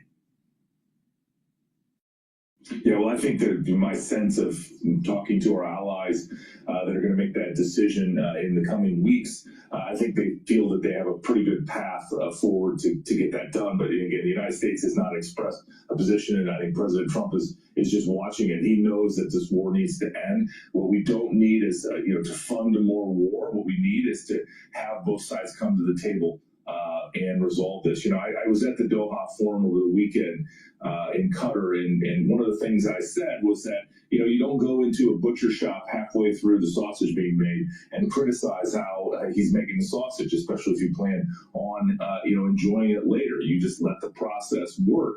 And I think that's what's happening here. We have a lot of people that are standing on the sidelines on the outside criticizing either the process or the participants, and this is where the United States again is the only country, and President Trump is the president that can get this done, and he's the only person that can get this done. And so I think right now we just need to sort of ignore the noise and focus on productive talks between the participants in this war to get it resolved. It's hard, and it doesn't mean that we shouldn't do the hard things that can bring peace. All right, we will be watching all of that. Matt Whitaker, great to talk with you as always. Thank you, sir. Please go to my store, the-studio-reykjavik.com, and get the Boomer Boost. This has 68 nutrients, very comprehensive compound profile shown on the screen here. You can read the label on my website. This will target multiple systems: brain function, musculature, energy levels, increase your metabolism, and cardiovascular health. Super important. It also helps to control your A1C levels. You can stack this with the barley that I have, either heirloom barley or gladiator barley, and you can stack it with other supplements like C60. Now, take this every day. This is a month's supply. It's a powder. You mix it with soft foods, filtered water, a smoothie, or even with milk. I normally put it with hummus. You can also use it with yogurt or applesauce. It's a great supplement to take every day. You will notice the effects of this within 72 hours. You're going to have a steady burn of energy throughout the whole day, and you're going to have more vitality. You're going to be more energetic. And when you take this regularly, you're going to slow down the aging process. improve your immune system, improve your endocrine system, improve your brain function, improve your cellular metabolism. You're going to lose weight. You're going to also just get healthier. Please go to my store, take this. This is super important to get. Also, get the C60. C60 you can get in an MCT coconut oil, avocado oil, and extra virgin olive oil. You can get it in a 2 ounce, a 4 ounce, or an 8 ounce configuration. It is cheaper per ounce to get the higher ounce configuration. Take a teaspoon a day every day. Now, when you do that, you're going to soak up free radicals in your cells, in your tissues, even in your vascular system and neurons. And it's going to improve the health of the mitochondria, allow you to have more energy. By healthier mitochondria, you'll have more ATP. Cells will perform better. It'll reduce inflammation, reduce stress in that tissue, and the tissues will perform better. That means that your immune system, your endocrine system, and your organ systems will perform better. Your neurons will be healthier. You'll have better brain function. You'll be thinking faster. You'll have better memory. In addition, at the vascular level, you're reducing plaque formation. Because when you soak up free radicals in your blood, you're reducing the concentrations of oxidized LDL. And oxidized LDL is the beginning cascade for plaque buildup. So you want to stop that. You do that by soaking up free radicals. So take C60, a teaspoon a day, every day. Within 2 months, you're going to start feeling the effects. You're going to have more energy, your immune system will be better, your endocrine system will be better. Even your basal layer of your skin, you'll start to notice that your skin's improving. Because when you're improving the health of the basal layer, new skin cells will be generated from that basal layer and you'll have better skin. This stacks really well with Boomer Boost and also resveratrol, because resveratrol also helps with the basal layer. Now, C60, you take a teaspoon a day, every day.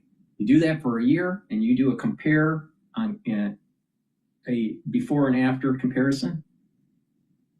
When you take C60 for a year, you're going to notice that you look younger.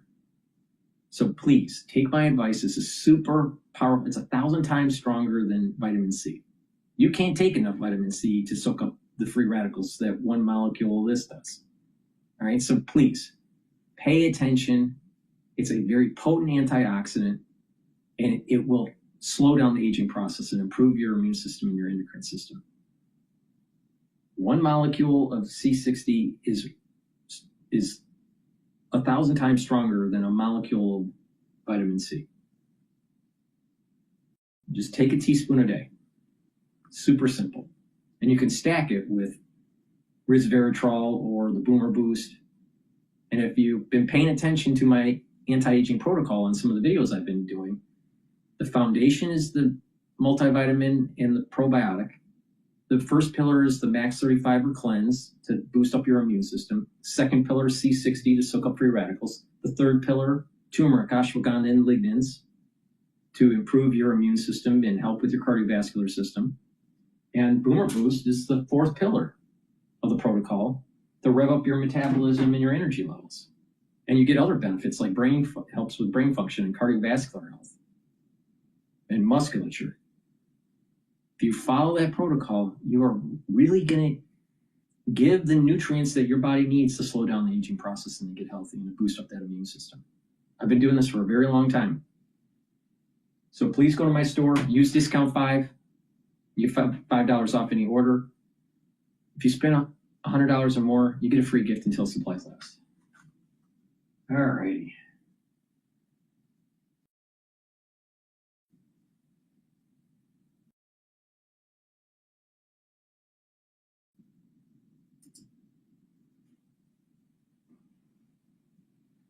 All right, let's listen into Jamie Dimon. They say that breakfast is the most important meal of the day. Well, they are correct.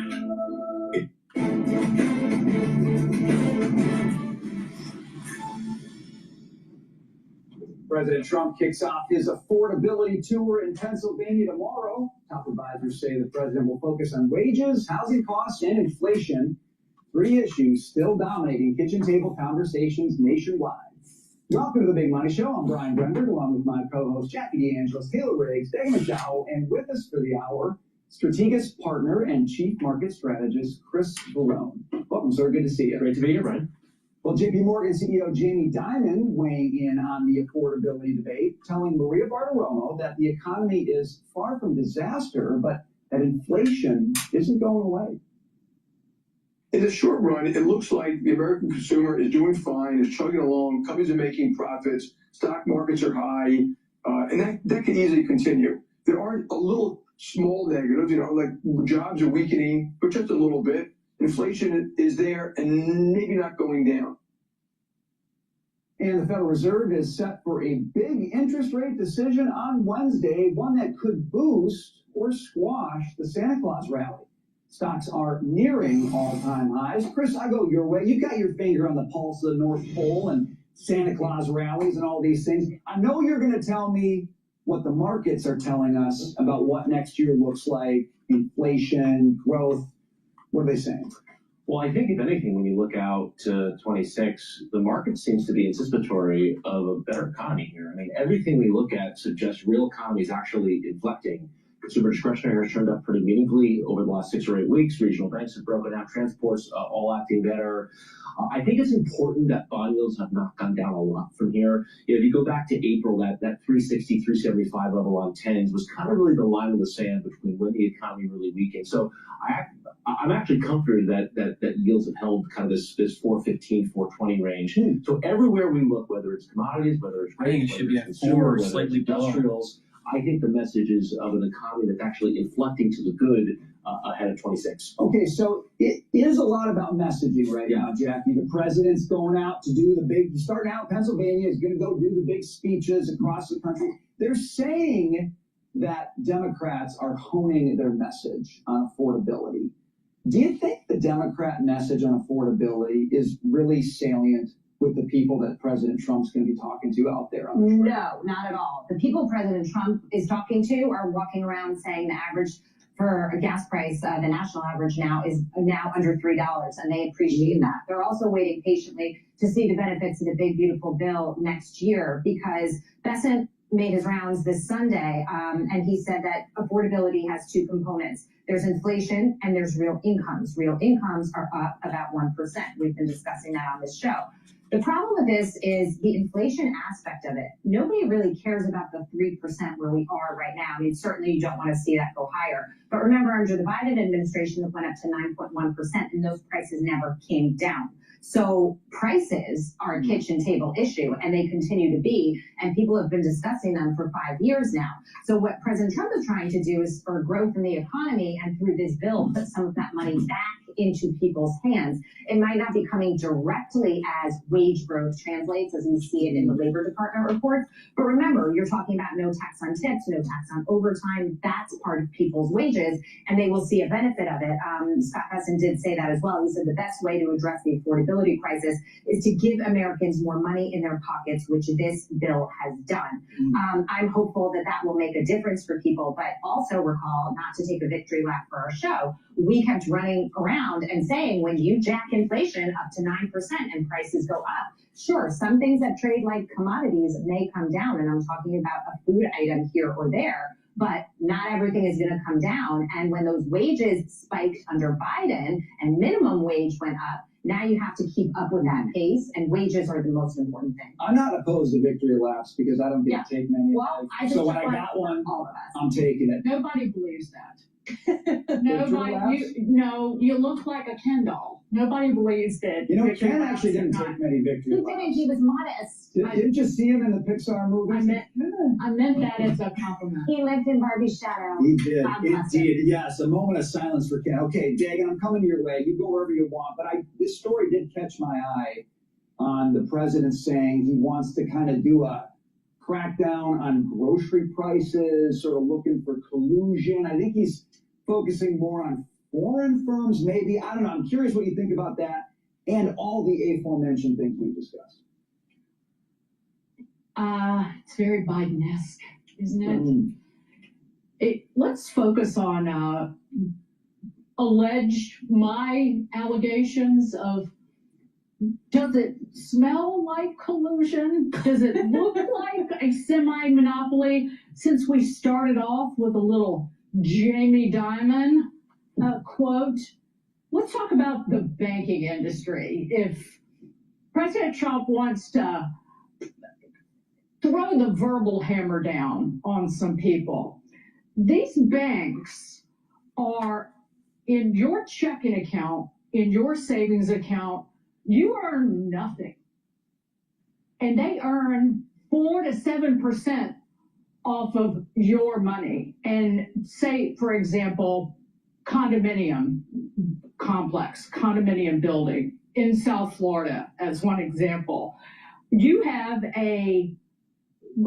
millions of dollars in reserves that you, by law, have to keep set aside in a bank account. That condo earns nothing on those reserves at Chase, JP Morgan.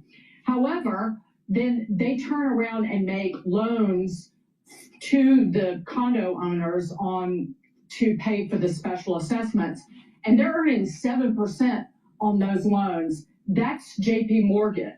And every bank gives you the same raw deal. My energy bill dropped from $150 to $50 by doing this. My friends laughed at me when I spent $49 on a power saver device that could cut my energy. Raw deal. Does that smell like collusion? It certainly has the whiff of it, does it not?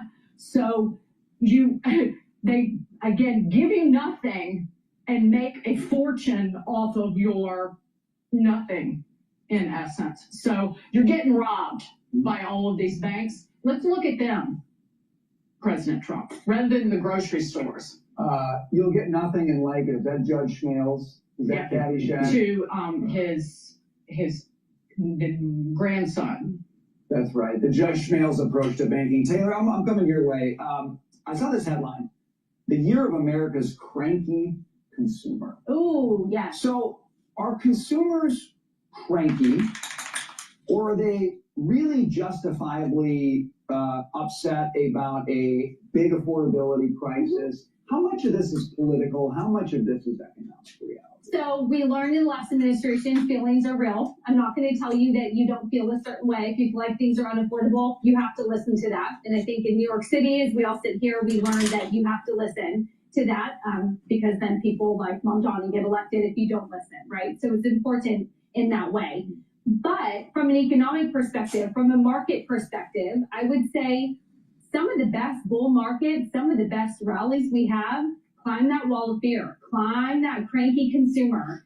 So blink and you miss it. We're almost within about 1% from record highs. And what was interesting is pretty much from April to October, it was a straight line up in equity markets. But consumers and surveys weren't overly bullish. You didn't have extreme greed. You didn't have extreme bullishness. There was still sort of that bearish sentiment out there. Evercore is one of those firms saying that leads us to think the rally continues because you're not at these extreme levels. Even though at a record high, you typically would start to feel that extreme levels. Another note this morning, Yardeni, a veteran on Wall Street, is finally actually saying they want to go underweight the Mag 7 and just do a market weight instead of an overweight. So taking that down a little bit because the rally has been so much. So again, I think we can all feel frustrated by the affordability issues, but you can't necessarily translate that into betting against the equity market.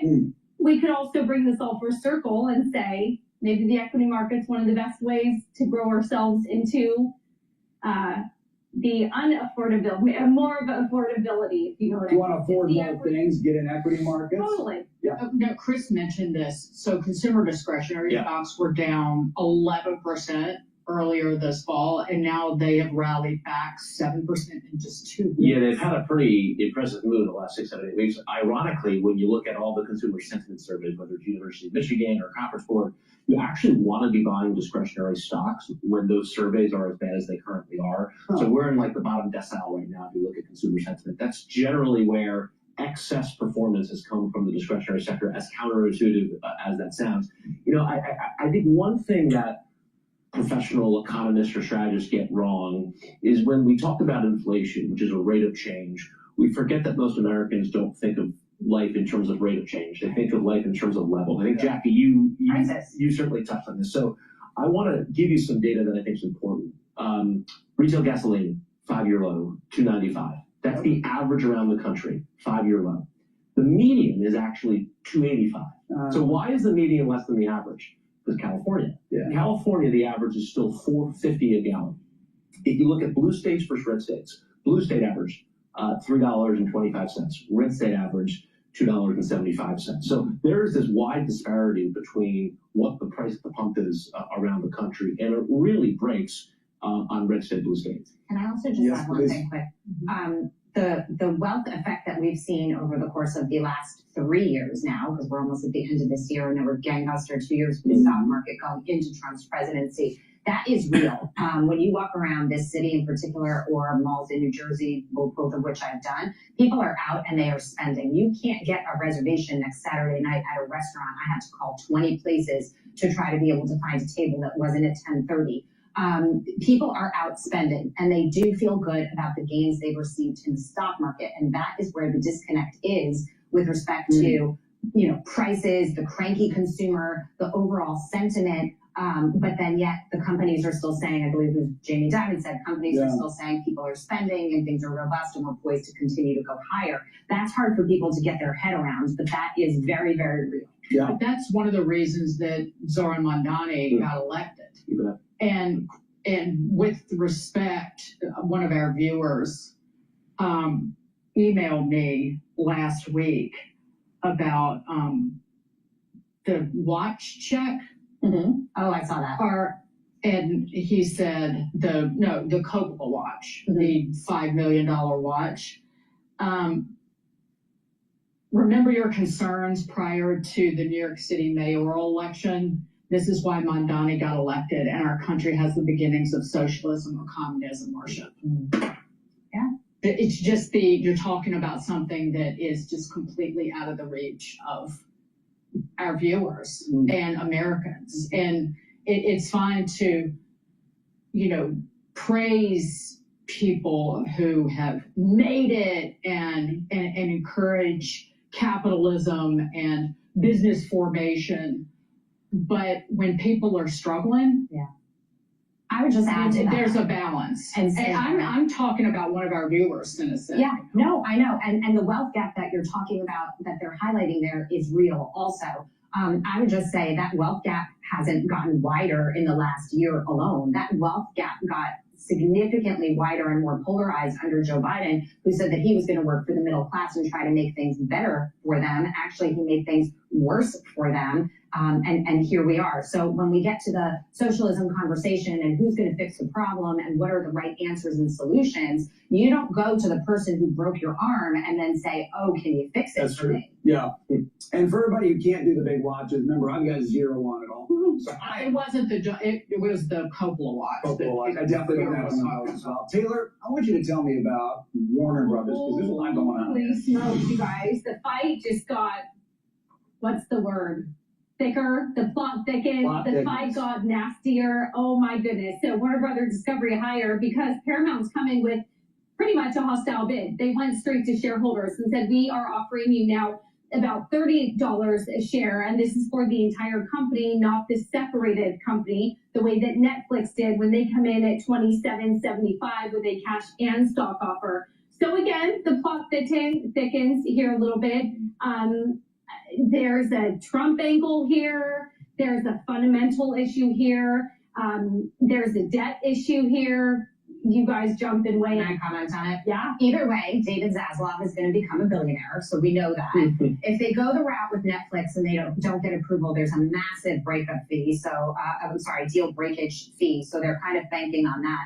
I actually think this hostile bid will move forward. I think it's better value for the shareholders. I think it's better to take all the assets and not start spinning things off here and there in that way and face the regulatory hurdles. I also think when it comes to this deal, I believe it was in a note that I saw, it was the Ellison family and Redbird Capital are backstopping it, which is very substantial. So let's see how it shakes out, but time is of the essence here. watch the stock because it's close to being in the red for the year. It's up a little bit, but it was like gangbusters and it's fallen off a cliff. And if they're selling it that hard, and Netflix sent out an email to all the customers over the weekend saying, welcoming HBO, welcoming Warner Brothers into our firm, HBO. I'm like, putting the what they're getting right on that. Because that means that it's getting ready to jack your prices. They're gonna jack your price to pay for this monstrosity that it's trying to buy. There were rumors of the hostile bid, I believe, on Friday. It was either as early as Thursday, but definitely on Friday. So I was expecting this to come in today. That is very aggressive of them to send that email out to say we got this. Yeah, nothing's changing today. Mm-hmm. Wait for tomorrow. I already canceled Netflix. Can't afford it. Oh my gosh. Affordability. They're not telling you the truth.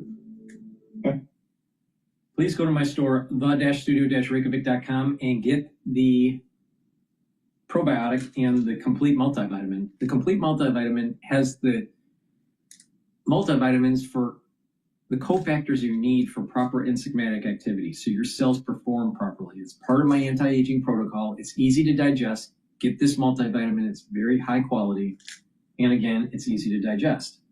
And get the probiotic. Probiotics are super important for your gut biome, bring down inflammation at the gut level, helps with digestion, absorbing your nutrients.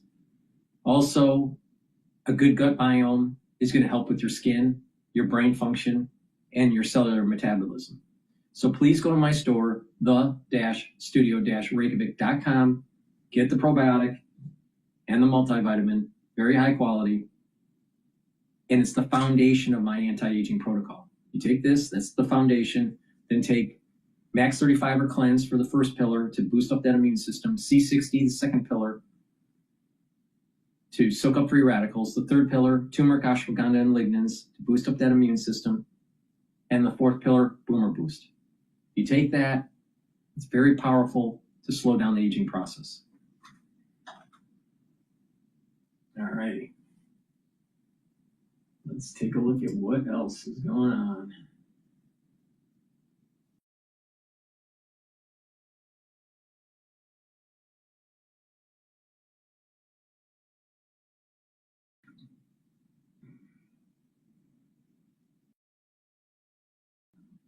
Oh, this is interesting. LA port sees fewer imports from China due to tariffs. All right, let's listen into Bloomberg here for a second. For the Dow Jones Industrial Average since our last update, right now looking at the Dow, Merck, JP Morgan Chase leading the index lower. Right now we've got the Dow down 82, drop there of 0.2%, sell-off happening in the past couple of minutes. S&P 500 index up 5, that is a gain of about 0.1%. But the Nasdaq Composite Index holding on to a gain of 48 points, up now by about 0.2%. The 10-year currently yielding 4.17% ahead of tomorrow's Fed decision. The 2-year, 3.60%. Gold is up 0.4%, 42.08 the ounce. Silver surging 3.6%, 60.24 the ounce. And West Texas Intermediate crude oil down 1.2%, 58.18 a barrel on WTI. Bitcoin at 93,793. Bitcoin up now by 2.7%. Markets, meanwhile, are looking to Washington as we head into the new year. Jonathan Pingle is chief U.S. economist at UBS Securities, and he was the guest this morning on Bloomberg Surveillance. When we're constructing our forecast, I would, under most circumstances, continue to have the economy slow here. But it's really hard ahead of the fiscal stimulus we think we're going to get from the One Big Beautiful Bill Act next year. I mean, we're going to have a bumper tax refund season that's going to be spread across the income distribution. It's a little hard to get overly bearish knowing I'm going to get sort of the slug of $50 billion in additional refund checks. Jonathan Pingle of UBS interviewed this morning on surveillance. Uber introducing a way for some people to use its ride-hailing service without the company's signature app. The rideshare giant plans to install physical kiosks in places like airports, starting with LaGuardia in New York. The idea, You walk up to a human, they'll help you order and Uber. Recapping, stocks higher. S&P right now up 5, up 0.1%, but we are seeing the Dow Industrials down 0.1%. For on-demand news, 24 hours a day, subscribe to Bloomberg News now wherever you get your podcast. Back, we go to Washington. Once again, here's your host, Joe Matthew.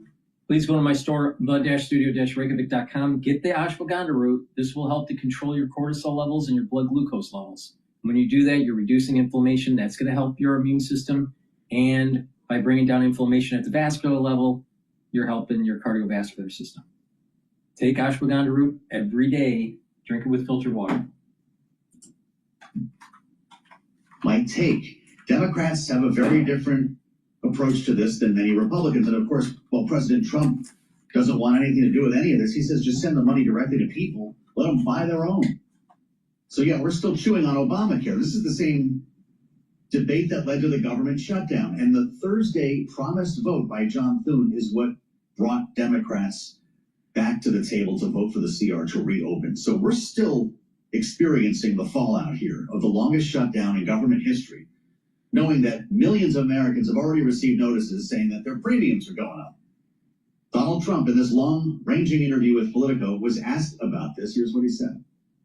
Will you tell Congress to extend those Obamacare subsidies while you I don't know. I'm going to have to deal? say, I'd like to get better health care. I'd like to have people buy their own health care, get much better health care. And what I want to do, for example, I want to give the money to the people, not to the insurance So right now, companies. people. Give the money to the people, but of course then the people would give it to the insurance companies, right? We're trying to figure this out with the help of our panel. Bloomberg Politics contributors Rick Davis and Jeannie Shanzano are with us. Rick is, of course, partner at Stone Court Capital, our Republican strategist.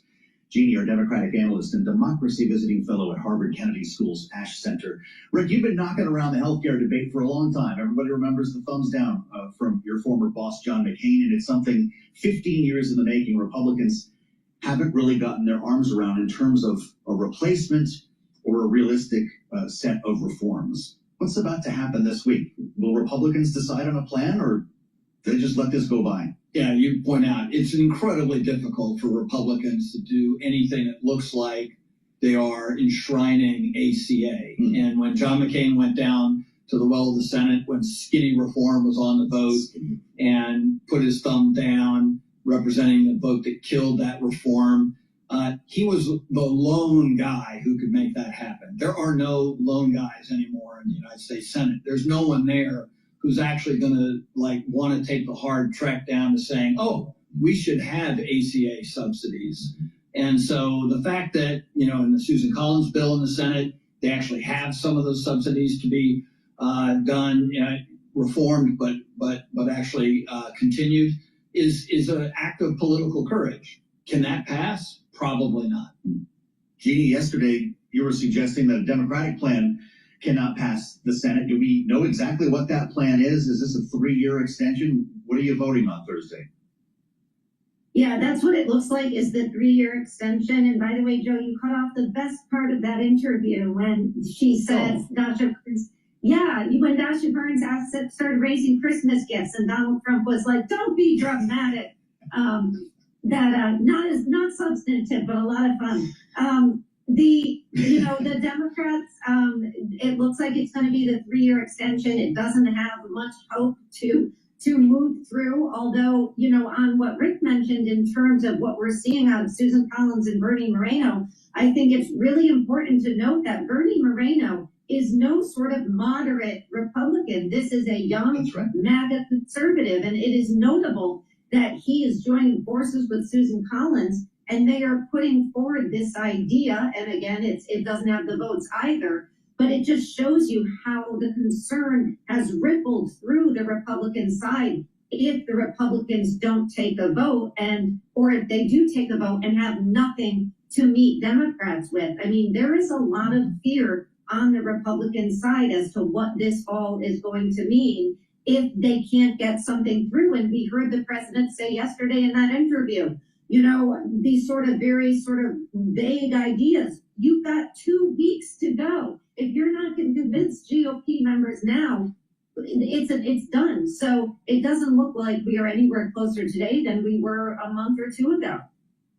I'm compelled by what's happening in the House here, Rick. I don't know your thoughts on this, but it's actually bipartisan. Brian Fitzpatrick leading the effort, Don Bacon, Bresnahan, Malliotakis, the R's. You've got Jared Golden, Tom Suozzi, Don Davis, and Glusenkamp Perez, the D's, here from a lot of different areas of the country. A 2-year extension, crackdown on pharmacy benefit managers. Isn't this the kind of thing that could pass? I really think it's the kind of thing that should pass the House of Representatives. It's kind of an example of the gang of in the Senate in the old days, right? You get, 5 Republicans, 5 Democrats. They craft a bipartisan plan and then dare everybody else to vote against it. And it really echoes what Jeannie was saying. Republicans are in a bit of a panic. We don't have a singular proposal, right? All the talk we've had for almost a decade of opposing ACA has not yet resulted in a Republican plan to replace it. You remember repeal and replace? Yes. Well, we've been talking about that for a decade, and we haven't figured out what to replace it with. And so the fact that we're now posed with this challenge, and there is a real deadline at the end of this year that will have a really negative impact if it's missed, with individuals, 20 million people, maybe 40, who are going to have extremely high premiums, is what's got Republicans really willing to walk the plank now. So, look, this is a classic case where the House could actually lead the Senate. If they could pass that kind of a bipartisan measure, then there'll be the onus on the Senate Republicans to come together with a number of, all they need is a half a dozen Democrats to pass a bill. Did Republicans make a mistake by not engaging Democrats when the shutdown began on the issue of health? It's hard to talk tactics at this point because it was all fused with this shutdown politics. Right. And the worst thing was combining healthcare and shutdown. They really should have been divorced and we wouldn't be in this mess. Both would have been dealt with on their own. And now we're right back in the same pot. And so I think the lesson for history is don't put too much on the plate when you have a looming government shutdown because it really makes everything else harder, not easier. Yeah, but do you think if the government had not shut down, Jeannie, that Republicans would have engaged Democrats, that we might not be having this conversation right now on healthcare specifically? No, and you know why? It's something you and Rick were just talking about. It's the fact that we are 15 plus years on and they have never been comfortable with this issue. And what's astonishing is not just that we're almost 2 decades in and they have no answer on healthcare, but that the answer that the Republicans had is Obamacare. That was Mitt Romney's bill. That is what passed. And so they have been flummoxed ever since Barack Obama adopted that as his own and it was pushed through, and they've never had a coherent answer since. To your earlier point about deja vu all over again, which is where we are. And the danger for Republicans is very real here, but it's also a danger for all of us. The millions of people who are going to be paying more in healthcare. The fact that if we don't get a vote before the end of the year, it increases the chances we could see another government shutdown. And also, what about the president's one big beautiful bill? They were trying to do those refunds. Now, if people are paying more for healthcare, all of that is a wash. So this is a big mess for Congress. And I think it underscores what we've been seeing in this Congress.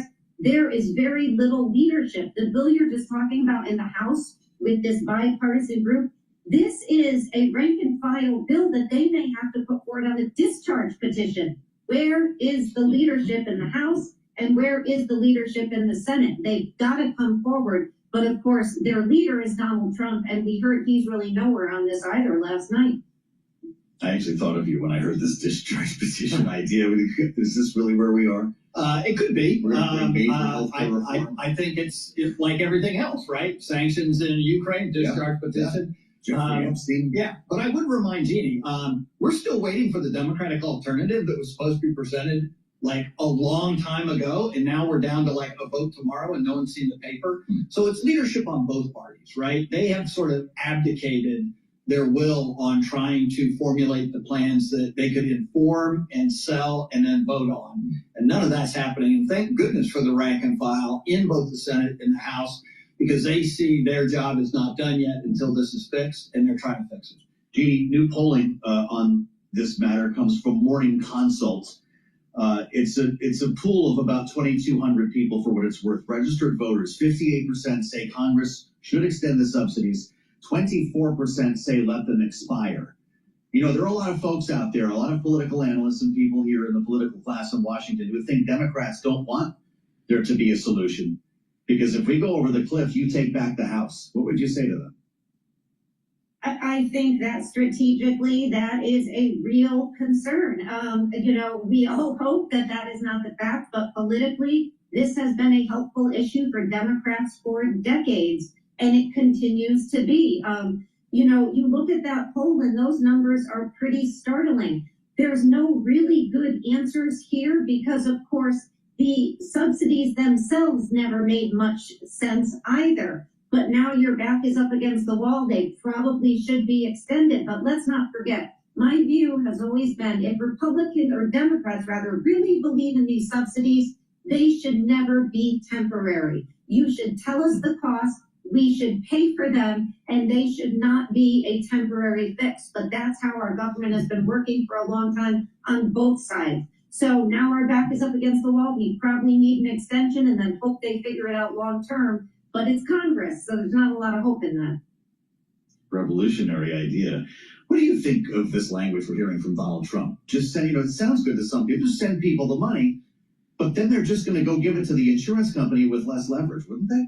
Yeah, it's tricky, right? Because sure, you want to give people the power to control their own fate, and that's a little bit of the bill that is making its way through the Senate by Cassidy. Yes. You know, give $1,000 to people under the age of 49 and let them go buy the bronze plan, make them eligible for the bronze plan and the ACA and catastrophic, and they can go pick up $1,000 worth of insurance somewhere else. The problem is HCA accounts do not allow you to use that money to buy insurance. That was the whole idea of an HCA, is that you use it not to buy insurance, to actually go and pay for healthcare directly. A lot of people don't want the hassle of doing that. They want an insurance plan that covers everything. And so that's part of the problem in the debate that's happening right now in the Senate is how do we just make it easier? We've created a plan that is so confusing to people that they'll never figure out the solution is a good one if we give it to them. So, Jeannie, just a remaining moment. What would happen under Donald Trump's proposal? You send everybody money so then they can go to the insurance company. Don't the premiums go up in that case anyway because they don't have the benefit of economies of scale? I think so, and I also see our future, Joe, and we would be on the phone, I guess, individually battling with insurance companies. It's the worst case scenario. I don't see it as a solution. So, you know, please, God, no. I think Rick is right when he says that people really want a plan that allows them to get health care and not have to be battling with insurance companies individually in this way. Yeah. So I think we're still chewing on this. Rick Davis and Jeannie Shanzano, our great panel, will be back in our second hour as we welcome our global television audience to the conversation. I hope you'll stay with us as well here on Bloomberg Radio, on satellite radio channel 121. Please go to my store, the-studio-reykjavik.com. Get the turmeric. This will bring down inflammation. It lowers pro-inflammatory cytokines, super important for your immune system, and soaks up free radicals. And lastly, get the lignans. It'll help your immune system and endocrine system, bring down inflammation and soak up free radicals. You can stack it with the turmeric and the ashwagandha to supercharge the stack to help with your immune system. That's the end of my broadcast. Thank you for listening. Please go to my store, get the supplements, get healthy. Use discount 5 to save some money. And if you spend $100 or more, you get a free gift until supplies last. You can save even more money by using discount 5 and buying some of the anti-aging boxes or longevity boxes that I have. Those are curated supplement stacks to target certain systems. So thank you for listening and have a nice day.